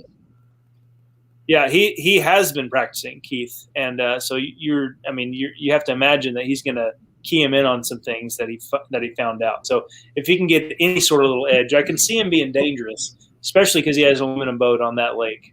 So yeah. D, I have Todd Otten. I think he's a little frustrated. He got second last year, and again, he is. If anyone is a master with a bladed jig in this bunch, it's that guy. And I just really think that's going to play. And the reason I think that, not just if it's falling water, a guy I fish a lot of tournaments with has been stroking them on a chatterbait all year. All year. I've watched him. I've watched him all year do it. And he just did it at Louisville this past weekend. And if somebody can figure out the little nuances with the chatterbait, don't just throw a white. Don't throw an all white. Pick up that green chatterbait, and you're going to smash them. You're going to smash them. I can't wait to watch somebody pick up a green chatterbait this weekend and go to town. I mean, it is all the difference. It was when throws black and blue. Huh? Todd Otten always throws black and blue. Yeah. He threw the Rayburn Red or the red at Red Crawl at Gunnersville in the Classic last year. So he kind of made that famous. Him and I know Lee threw it some, and I know Hank threw it some. But yeah, so I have Todd Otten in D. I just think he's been around a long time, or in D. And I think he's going to do well. I think he's going to have a top 10, maybe a top 5 in this one. And then E, Keith Carson. Keith Carson just won on Wright Patman not that long ago in the MPFL, doing what he's going to be doing this weekend. Flipping bushes, throwing chatterbaits, throwing swim jigs, frogs. That's what it's going to take to win this weekend. He's going to be right in his wheelhouse. And that's the kind of guys I want to pick those kind of guys this weekend, the guys that are going to be in their wheelhouse because the lake's changed. It's not your normal Ray Roberts, and I think the bushes is where it's going to be won. I just no doubt in my mind. And if I'm wrong, then whatever. I give up. You never he know. I mean, these guys are so good. They'll find those little things that are so different. I'm just excited and giddy to watch them attack this lake. I'm pumped. Yeah, it should be a good tournament. It sounds like, so that's cool. Yeah, I mean, I went Polinick because I feel like he can do it all, and I feel like he's the kind of guy that can fish shallow and then bop out and just have like one or two weird offshore spots where he gets one or two bites per day or something. You know what I mean? Like, or he mixes it in. Taku, I am kind of banking that he's going to find something offshore, and that hopefully like the bushes draws the majority of the field shallow, and maybe that cracks the door for somebody because they're not competing with, and then if anybody knows how to catch pressured fish, it's a Japanese angler. So, showing him something that all you Texas guys have been showing him for the last 30 years, he might show him something different and open something up. I think Luke Palmer fits right into what you're saying. Like he should be super comfortable. And for the same reason you pick Cox, Luke Palmer should be a really strong player at this event. Those Oklahoma boys love fishing flooded, flipping stuff. Yeah. I mean, they're good at it. They deal with it every single year, flooded water. Oklahoma gets pounded with rain all the time, and those dudes know how to catch them in these conditions. So I think any Oklahoma angler is a good pick too. So yeah. And then New, my philosophy is he won his first Open, he won his first Lead Series event, and he's fishing his first Classic. And he's a what about that broken hand? It's a sprained hand. It's not broken. You imagine flipping with a sprained hand for 3 days? Whew. He switched to reeling with the other hand. He can do it. He's a thrift disciple. He can do it. I mean, yeah, he's amazing. He's amazing. And then we agree on Carson. So I think I actually, in my mind, just convinced myself back to Brandon Polinick and A. And the reason is a lot of those fish that Coy and I caught when it was very similar conditions were on whopper ploppers and big walking baits. And yeah. I could see him putting that Arashi top walker in his hand and going to town on some Ray Roberts points. I mean, I could see that happening. And so I'm going to go back with Brandon Polinick and A because he was my gut pick. So I don't feel bad. I'm doing it right now. Sorry, Patrick Walters, you're out. Yeah. And he's due. Man, Polinick's due. Matt said Matt sounds like he saw BMP out there a whole bunch up until off limits. Yeah. Yeah, I saw in an interview though he spent almost all of his time offshore, which 4 foot ago would have been the right thing to do. But he also spent a lot of his time running the lake, from what he said, like learning how to run around the lake, and that is a huge factor on that. I've been fishing that lake for years, and I still get terrified running around on that lake, and it hinders me a lot. I get stuck on that south end of the lake, and there's nothing wrong with the south end. I think the tournament's going to get won on the south end. I think the biggest fish in that lake live on the south end, but that timber draws a lot of boats, and there's a lot of tournaments won up there. I'm not going to say that there's not, but I do think that it being flooded on that south end is going to draw a lot of those monster fish that are typically already out in 30-foot brush piles back up into that stuff, especially if the bait's up in there. So that spot that Danny Golden caught, or his guide clients caught those fish on the south end, didn't it? A couple of years ago. Yeah. So what did they catch there? It was back to back, maybe back to back to back. It was a 13 and an 11 and a 10, I think. Yeah, and in that same. Is it? Are you talking about like when we were catching them good out there? No, this was years ago. Whenever when he caught him on an A rig, it was winter time. Oh yeah, A rig and a jerk bait. His client caught the lake record, almost 16 pounds on a jerk bait. That's right. And then they also went out another day and caught like a 12 and a 10 and an 11. And that's different. You would have seen some of that if the Classic would have been when it was supposed to be. Right. Jerkbait would have. I mean, I would have picked Hank Cherry all day to win it if it would have. I would have picked him to go back to back if it would have been back in March. 100%. I mean, it would have been right in his wheelhouse. Nice. So. Yeah, and I don't know. I think even though Polinick studied offshore, he seems smart enough that, he won't have to spend his time graphing, and he'll dabble and test that stuff in practice, and he'll either determine whether they're there or not, and he'll adjust if they're not. I don't think he'll die out there, but I don't know. So what do you think in your studies, Rich? What do you think the big bass of the tournament's going to be? What are you hoping it's going to be? I have no. I was going to actually ask you guys: are we going to see one over 10 pounds or not? That's post spawn. No, it would be unlikely, not impossible, but unlikely. It would surprise me. I just don't see it happening. So what do you think? Big fish is 8, 9? It might be almost 10 pounds. I would not be surprised to see a bunch of 7s and a handful of 8s and maybe 1 or 2 in the 9-pound class. But those might be like 14-pound bags. You might have an 8-pounder and a couple of 2s or something like that. They're kind of random. They're not. It's hard to target those giants. You might catch a giant, and then in the next flip or for the next 5 hours, you only catch non-keepers. I mean, it's going to be interesting. I don't think anybody's going to catch a 40-pound bag or 30 pounds even, but I think you'll see some high 20s throughout the tournament. Nice. I agree. Be sweet. I agree with that. So it's a 14-inch minimum, I assume. Yeah. Not that, you're going to take Matt Dillon out. He lives on the lake, so. Oh, nice. Yeah, I saw that. I was just waiting for you to finish up. Hit me up on Facebook, man. You're assuming maybe he just wants to have lunch. Maybe like coffee. I don't know.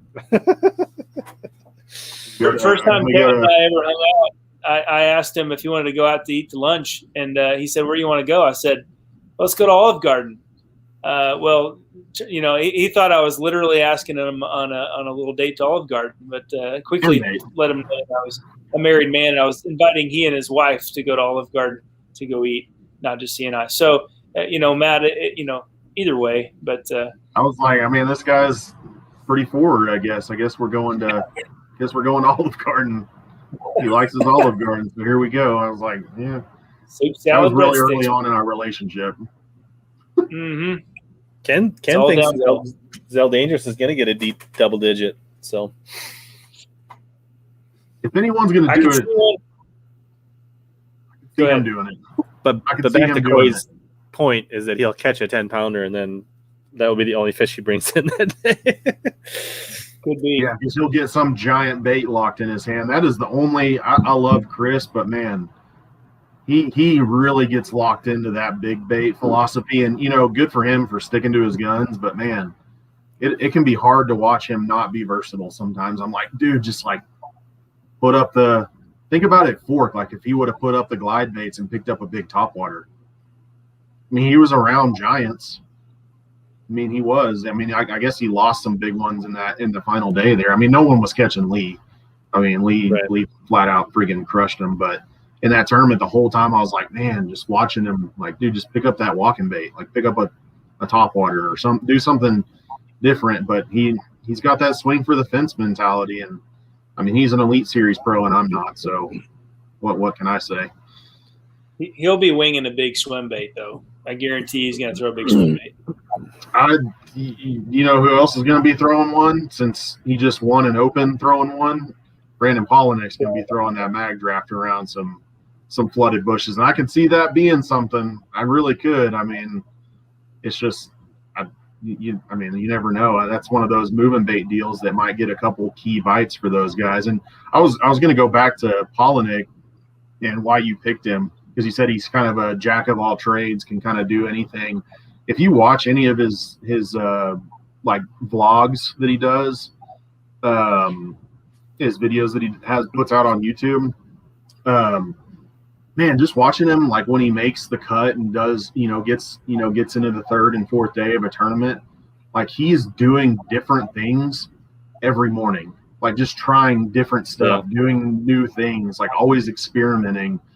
And it's pretty amazing that he's one of those guys that I kind of feel like he's I kind of lump him with like Jordan Lee and Jacob Wheeler, like guys that are really good at putting a bunch of rods on the deck and just fishing everything in front of them and fishing the moment and like just putting something together as the day goes on.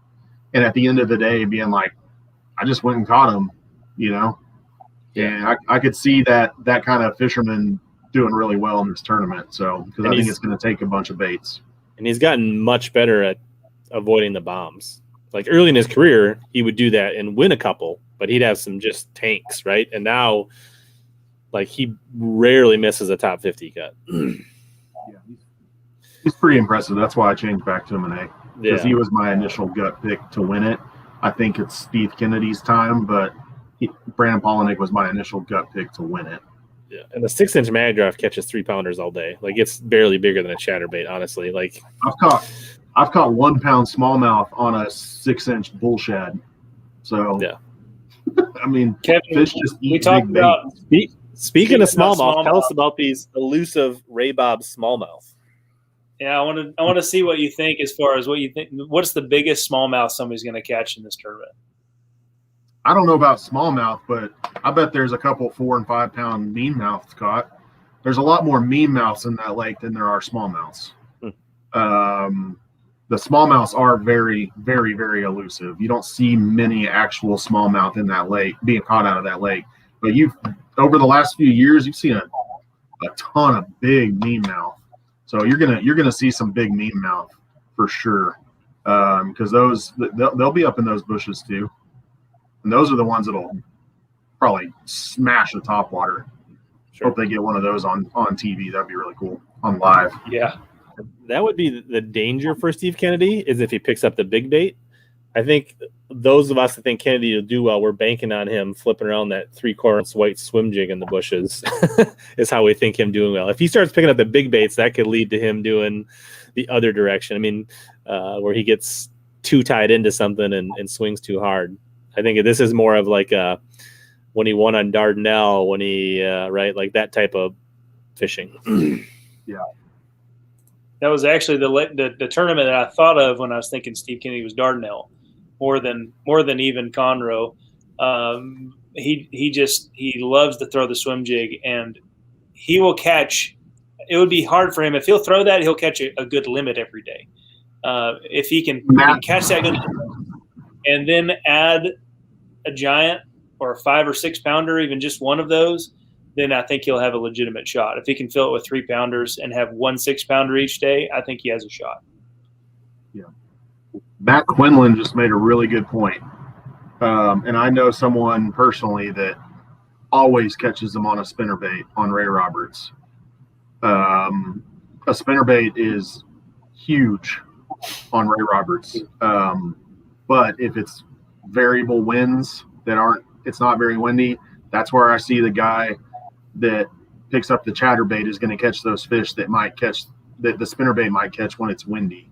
You know, and that's why I really think that chatterbait's going to play. But definitely you're going to see some guys chunking around in spinnerbait. I mean, it's flooded bushes. That's a staple thing to do in flooded bushes.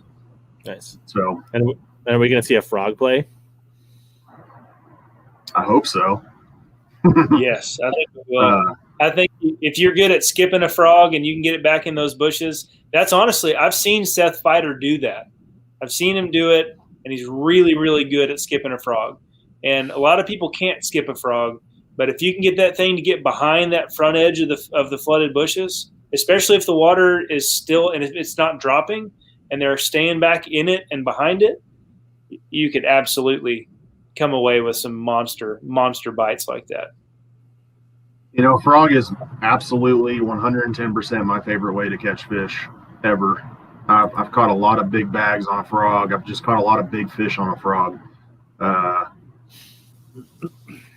Ray Roberts, the frog bite on that lake has always eluded me.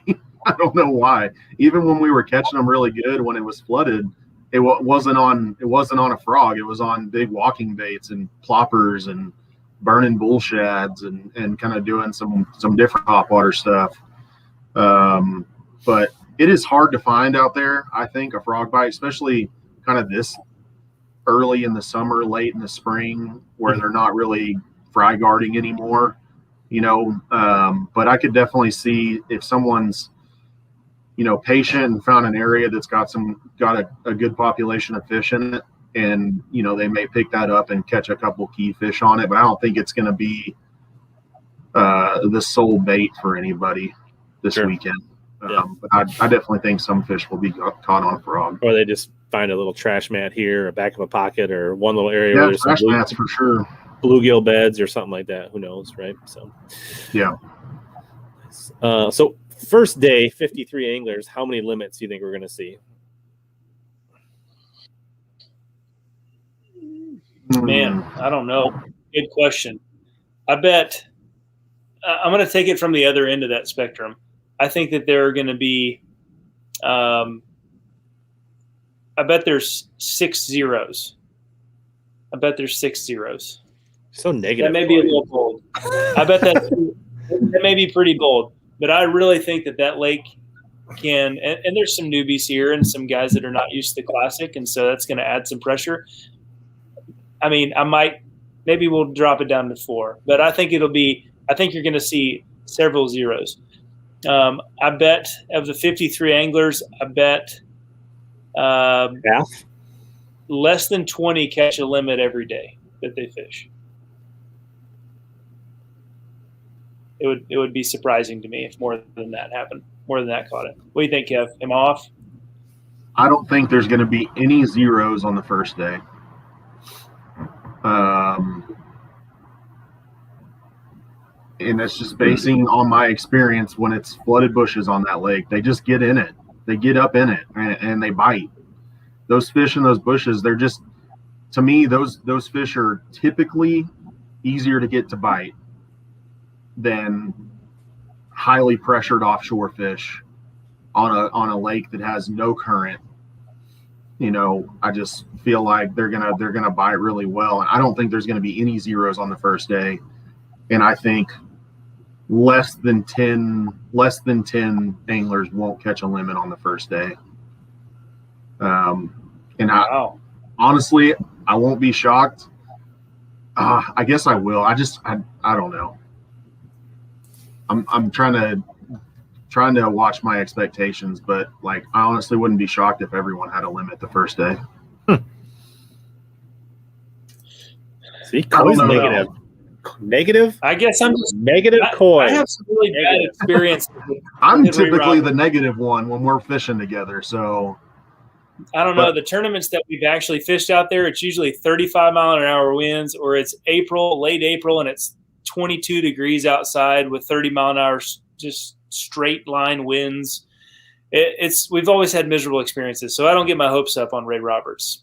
I don't know. So, but everyone catches them out there. I mean, it always takes big bags to win on that lake, and so the tournament we're talking about was a Bass Champs tournament in June several years ago.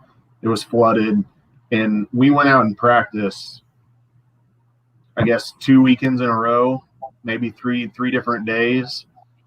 And it was dead calm, just kind of a kind of cloudy a little bit, but dead calm. Sounds like kind of similar to what the conditions might be this weekend. And 25 pounds a day, no problem every time we went out on a topwater. No problem. It was crazy. I'd never seen that before on that lake. Tournament comes around, it blows 30 miles an hour out of the south, and literally 3 and 4 foot swells are rolling into every single point that we had, except for 4, which we weren't the only one on that pattern. And we were rotating 4 or 5 points that were protected with 40 other boats. It felt like. And so we never even got to do what we found because everything just got destroyed. And what we didn't do is make an adjustment like what the winners ended up doing was picking up a big giant spinnerbait and getting in those waves and getting in those bushes and smashed. I think they had 27 or 28 pounds that day throwing a big spinnerbait from what I remember. And we didn't make that adjustment. We're not Elite Series pros, so we're not Sometimes we make those adjustments. These guys make those adjustments almost every time. And so if those guys found that in practice and it happens to blow in the tournament, that guy will probably pick up a spinnerbait and smash them. I mean, if that bite is happening, this tournament's going to be wild. I mean, it's going to be wild to see. You're going to see a lot of really cool topwater bites. Nice. A lot. Yeah, I don't know if you missed this earlier, but I think these guys both thought somewhere between 8 and 9 pounds big bass. Yeah, I bet day one it'll be in the 9-pound range. I just think there's a whole lot of fish out there in the 5 and 6 pound class that you're going to see a lot of that. A lot of guys are going to hold up some big ones. Do these 8-9 pounders get up in the bushes too? Yeah. Oh yeah. Yeah, for sure. So that's not just you might see somebody get them offshore. I can't say that the offshore bite's not going to happen. It all depends on if they pull current and if how dirty it is, and I mean it's going to be stable, so it's not going to come up anymore. If anything, it's going to drop, which I don't think that's necessarily going to hurt that bite. It could just help. Those fish are going to come out of some of that stuff maybe and go back out there. But if you're going to have an offshore thing, I would imagine it's going to be on Sunday and not on Friday.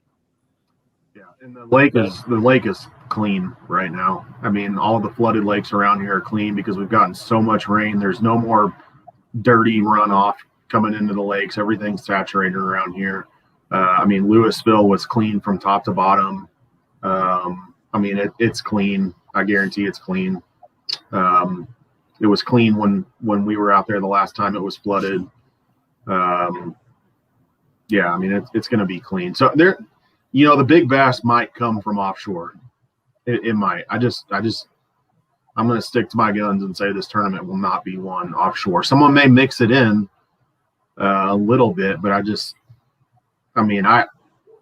fished Louisville on Sunday, which fishes kind of similar when it comes to offshore. Louisville's 5.5 feet high when I fished it, and I fished 3 of mine and Coy's absolute best offshore spots, and they were a graveyard. They were empty. Nothing. There was nothing on them. No bait either. That's the key. The bait's still shallow on a lot of these lakes because it was 75 degrees. I mean, nothing's getting offshore yet. You know, so they're going to follow their forage, and if the forage is shallow, that's where the fish are going to be. They're not going to be out there in that deep stuff. And so, I mean, all the bait on Louisville was in like 2 to 7 foot, all of it. And I could see it because it looked like it was 1 foot deep on my graph when I was sitting at 8 feet. So yeah, I guess forage, so this is a shad lake, bluegill, crappies, anything else? Is it just kind of your basic Texas lake? It's got all the above? Basic, yep. A lot of shad, nothing super crazy, but there's a lot of crappie in there. I think mostly it's a shad lake primarily. So there's some grass. It's coming back a little bit, but it's mostly a hardcover lake, right? Yep. Yeah, lots and lots of stumps. In fact, the 4 foot of water that's on there is going to make it really interesting because a lot of the stumps that are out there stick out about 4 foot out of the water. So you're going to see a lot of broken props, a lot of busted lower units. It wouldn't surprise me if you had at least a couple guys that it got took out because they ran over and unfortunately I have very personal experience doing that. It's not hard to do. So it's a dangerous lake, really, when you think about it. I mean, especially when you can't see those stumps that used to be even just a couple inches or a foot out of the water. So it'll make it interesting. So I think Panger's prop bet today was over under 4 lower units. You taking the over? I actually texted with a group of buddies. And I said, how many lower units do y'all think are going to get torn up? And this was after we were watching Ronnie Moore's video of him running with Patrick Walters out of the back of Indian Creek. he took some turns that I was like, oh man, I've ran with somebody all the way to the back of Indian Creek, and some of the stuff he was running over, big hard stumps. Like it was making my butt pucker, and I wasn't even in the boat. So I'm gonna take the under, but I think it's gonna be 3 or 4. So I mean, it's probably right there. I'm gonna take the under because I think, a lot of there's gonna be, I bet 25 guys run into some of them while they're driving. But it doesn't fully take them out. Yeah. Yeah, because a lot of the tops of those trees are not going to be that hard. Those big, tall, skinny trees. It's not going to take out a little unit. It might ding up a prop if you hit it right, but I'll take the over on insurance claims. Yeah, for sure. Yeah, 53 insurance claims. Wait, how many guys are running aluminum boats? At least maybe 3 or 4.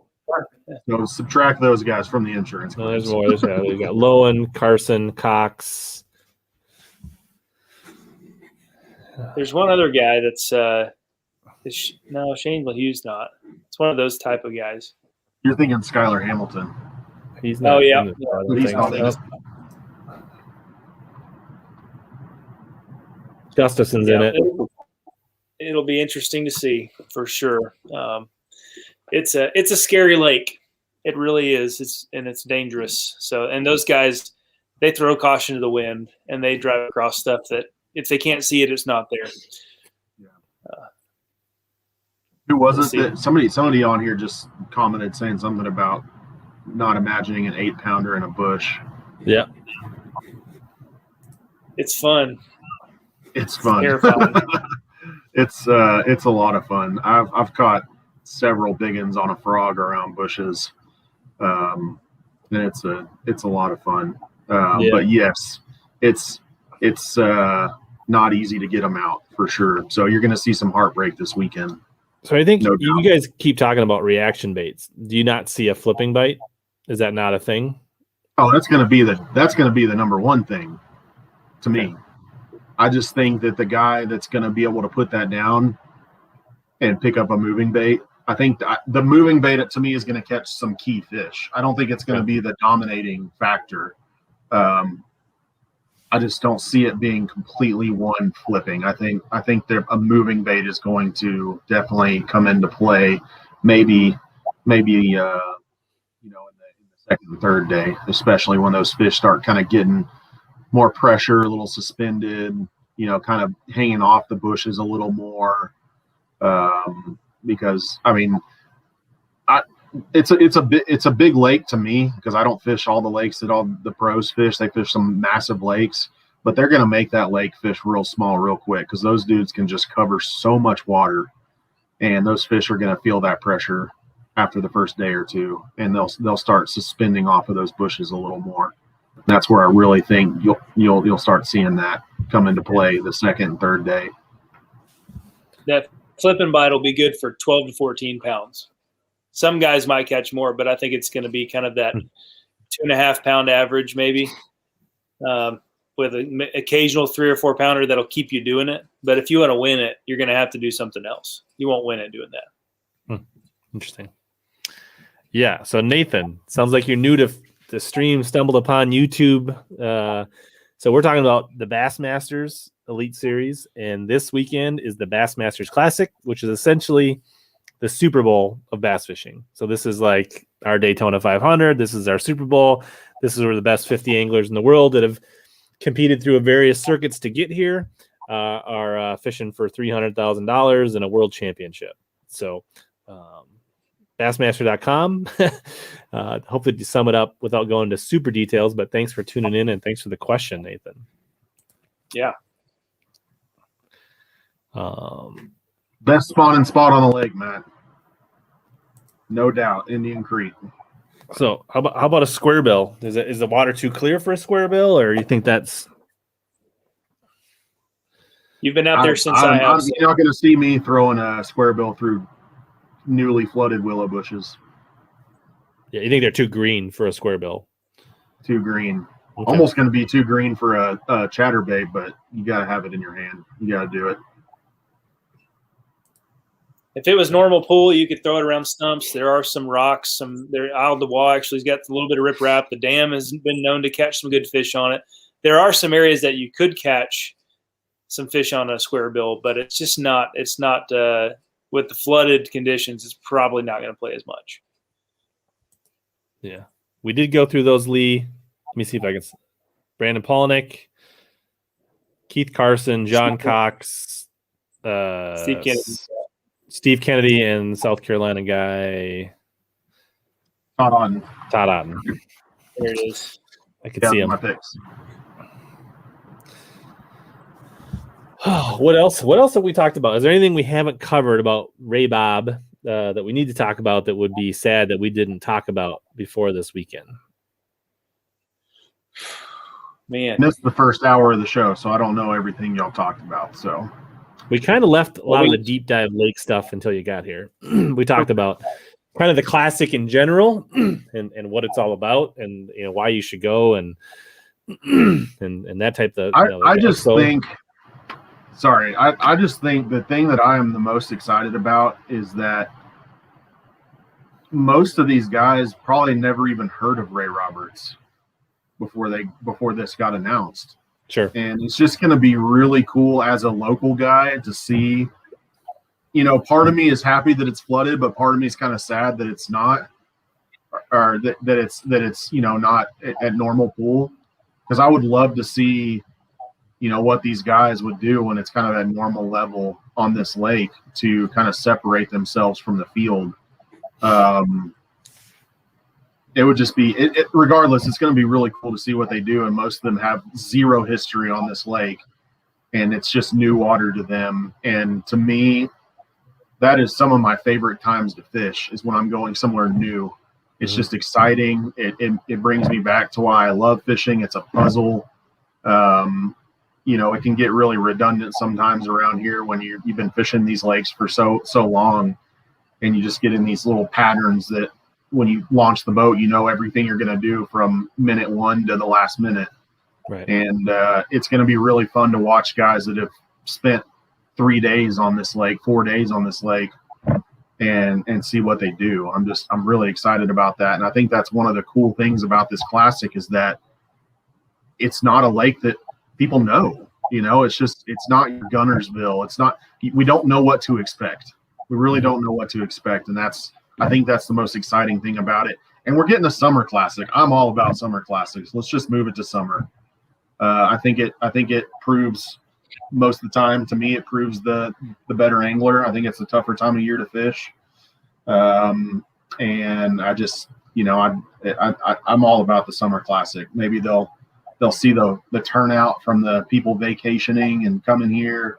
I bet this classic is going to be one that more people travel to than have in recent years, because it's in the summer and kids aren't in school. You're going to see a lot of kids at this classic, and that's going to be cool. Yeah. Yeah. Texas High School Bass Association is the biggest. It rivals, if not is bigger than Alabama's high school bass. And all of those guys, Matt Tolnay with THSBA is one of the best promoters of the sport. And he's going to have all of those high schoolers fired up. And you're going to see so many high school kids.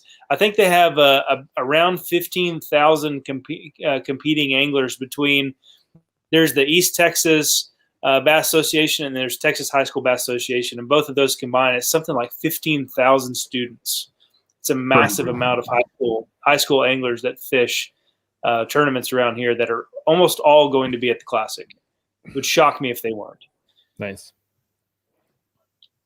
Yeah, I'm pretty stoked for the summer classic too. Like, I think it'll be, and like I don't think there's ever been a June classic. I think they've always been like August, September. Yeah. So I think this could be really interesting, and it's good to see that. And I don't know that it's ever going to shape things up long term, but it'd be cool because if you ever have June classics, then there's hope that there's one that goes more geographically open, right? Like, I mean, how cool would it be to see a Champlain Classic or something like that in June, or you know what I mean? Like that would be nuts. Oh man. Well, it's also in your back door, more than Ray Roberts is anyway. So Yeah. it'd be fun for those Northerners to get to go to something like that. It'd be amazing. There's bound to be venues up there that could host it. For sure. I mean, it's 50 boats. Like, yeah, it's not. More about the Classic. But that's what I mean. Like, if you 50 boats, we've got so much water. Surely you could find a convention center or arena that's close. I mean, like for 50 boats, right? Like, you don't need a massive lake. So, yep. This is the first Classic that I'm going to attend as well. So nice. We've had a couple that have been close in Conroe and Grand Lake, and it just never really panned out for me to go. And so I'm like extremely excited to go this weekend. That's why I've been to 3 corners of Texas today, trying to get all my work done this week. I flew into Harlingen, Texas, in the very southern tip of Texas this morning, and flew to Houston from there this afternoon, then to here in El Paso this evening. So I'm ready. I'm ready. That's a long way. Yeah, sounds like there'd be some, and the expo is always cool, right? We talked about cool things. Sounds like they have limited edition colors of Sweet Beavers. They've got a good looking one that catches them on a lake around here that they're putting out. I might have to snag some. Nice. I do not think all past Classic champions should be at the Classic, no. But I do think Mark Jeffries actually brought this up a couple weeks ago or maybe last week, that they should have a tournament at champions. Like anybody that's ever won a Classic or Elite Series, like that would be cool, but not separate from the Classic. Yeah, I saw that. I watched that episode, and they talked about another tournament, like a team tournament. They were talking about like putting guys in a boat together and doing like a team style tournament or something. It'd be interesting. Yeah. Just because they're not going to be there doesn't mean they won't have the tackle trap with some exclusive colors. I'm betting the tackle trap will have the exclusive colors. They're pretty tight. Sounds like they'll have them online as well. So there you go.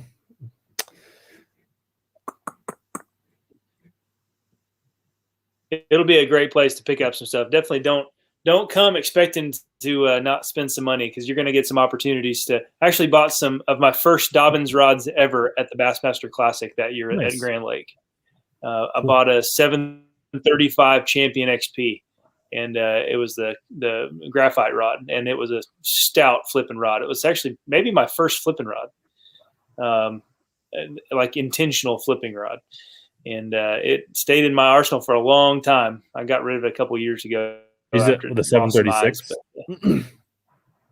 It was maybe it was 730. It was old. I mean, it was several years ago. Sure. But could have been 736.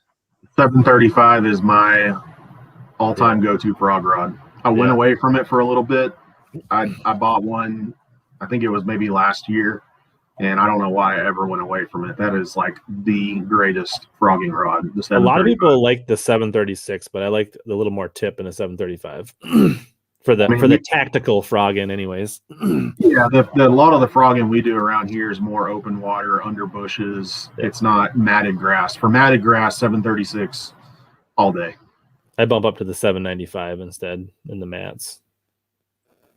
Or the 766 is what I'm thinking. 766. That thing is a broomstick. Nathan, mainly Bassmaster.com, but also FS1. But I think if you're watching FS1 in Canada, you'll get different programming. So you can check it out on Bassmaster.com Friday, Saturday, Sunday, if you're interested. And you should have no problem seeing it on Bassmaster.com, even in Canada. Since this is a YouTube live stream, I don't feel bad saying it. I'm a cheapskate, and I don't have any actual TV subscriptions. Like, I don't have any cable subscriptions at all. If you download the app, you get a free hour. And after that hour is up on FS1, the Fox Sports app, you can delete the app and re-download it and watch another hour for free. So just a little tip for those of you who don't have sports subscriptions. That's interesting, because like I tried to go through the browser, and you get a free hour on the browser, but I couldn't figure out a way to shake that. Like I like watching an hour on my computer, and I tried to go to my phone, and it was like, nope, you already used your hour. Even like with just the be an Wi-Fi. Apple thing. You may not be able to do it with your Androids over there, but it could just be an Apple deal. I don't know. But give it a try. If you just have to have that FS1 live action, that's a good way to do it. It is pretty buttery. Those cameras look really good on FS1. As much as I like Ronnie Moore, I much rather listen to Mark Zona and Tom Sanders. Yeah. So, no offense to Ron. Justin Kerr is a hammer. We actually shared a stretch at Pickwick where he qualified. So we had a lot of the same water on Pickwick when he made it to the Classic. Nice. One of these days I'll make it up there and fish some of those lakes up there. I'm looking forward to it. Yeah, but I'm also a cord cutter. Right at the beginning of COVID, I was like, we're done. All my kids watch Netflix and YouTube. We don't need cable or anything like that. So all we have is Netflix and Disney Plus. Yeah, I think we have Disney Plus too. We don't have Netflix anymore. We got rid of Netflix. So. Or Hulu and Disney Plus. That's all we got. All right, here you go. Android phone. Do you download TV Mod? I'm writing this one down. I'm gonna check this out. What's an Android phone? The superior device. Well done. Thank you. Needed to sting him a little bit from our pre-live stream conversation. It's a device that actually allows you to freedom to do things that you can't on your overly restricted device. Except for like, I don't know. I'm not a device guy. You're right. iPhone is super easy to use, and that's why I like it. So it's for simple people like Coy and me. You know, that's keep fine. it simple. I like the KISS method. Cool. All right. Well, you know what, guys? We're at 2 hours and 10 minutes. At least Coy and I are. So I think we're at a good spot. We covered things. If you guys came late, the replay will be up on YouTube and Facebook. Thanks for everybody that tuned in. Also, tomorrow morning, I'll upload the audio version on podcast. So if you want to listen to it while you're flying around, Kevin, back and forth to airports or exercising or driving to the expo, you can just search HellaBass on your favorite podcast app, and you can catch this replay and a whole bunch of other ones. So thank you guys for coming on. Nice to meet you, Kevin. You too, man. Thanks for having me on. If you guys ever make it up to Minnesota, hit me up. I'll show you what some good fishing is. And yeah, thanks, guys. I think we're all excited to watch some fishing this weekend. Although I might go out fishing instead. That's the one downside to June. Like when it's February and March classics, I ain't got nothing to do because the ice is frozen. Like I'm like tuned in. But this weekend, I'm probably gonna go fishing and miss some of the live coverage. So. Hey, just do what I do and throw your Android or iPhone on the front deck and just let it roll. Yeah, a lot of days on the water with Coy where we have the Bass Live on the phone listening to it while we're fishing. Yeah, so very cool. All right, well, thanks everybody for tuning in. If you guys want to, and just remember, we're here to help you guys catch more big bass and suck less.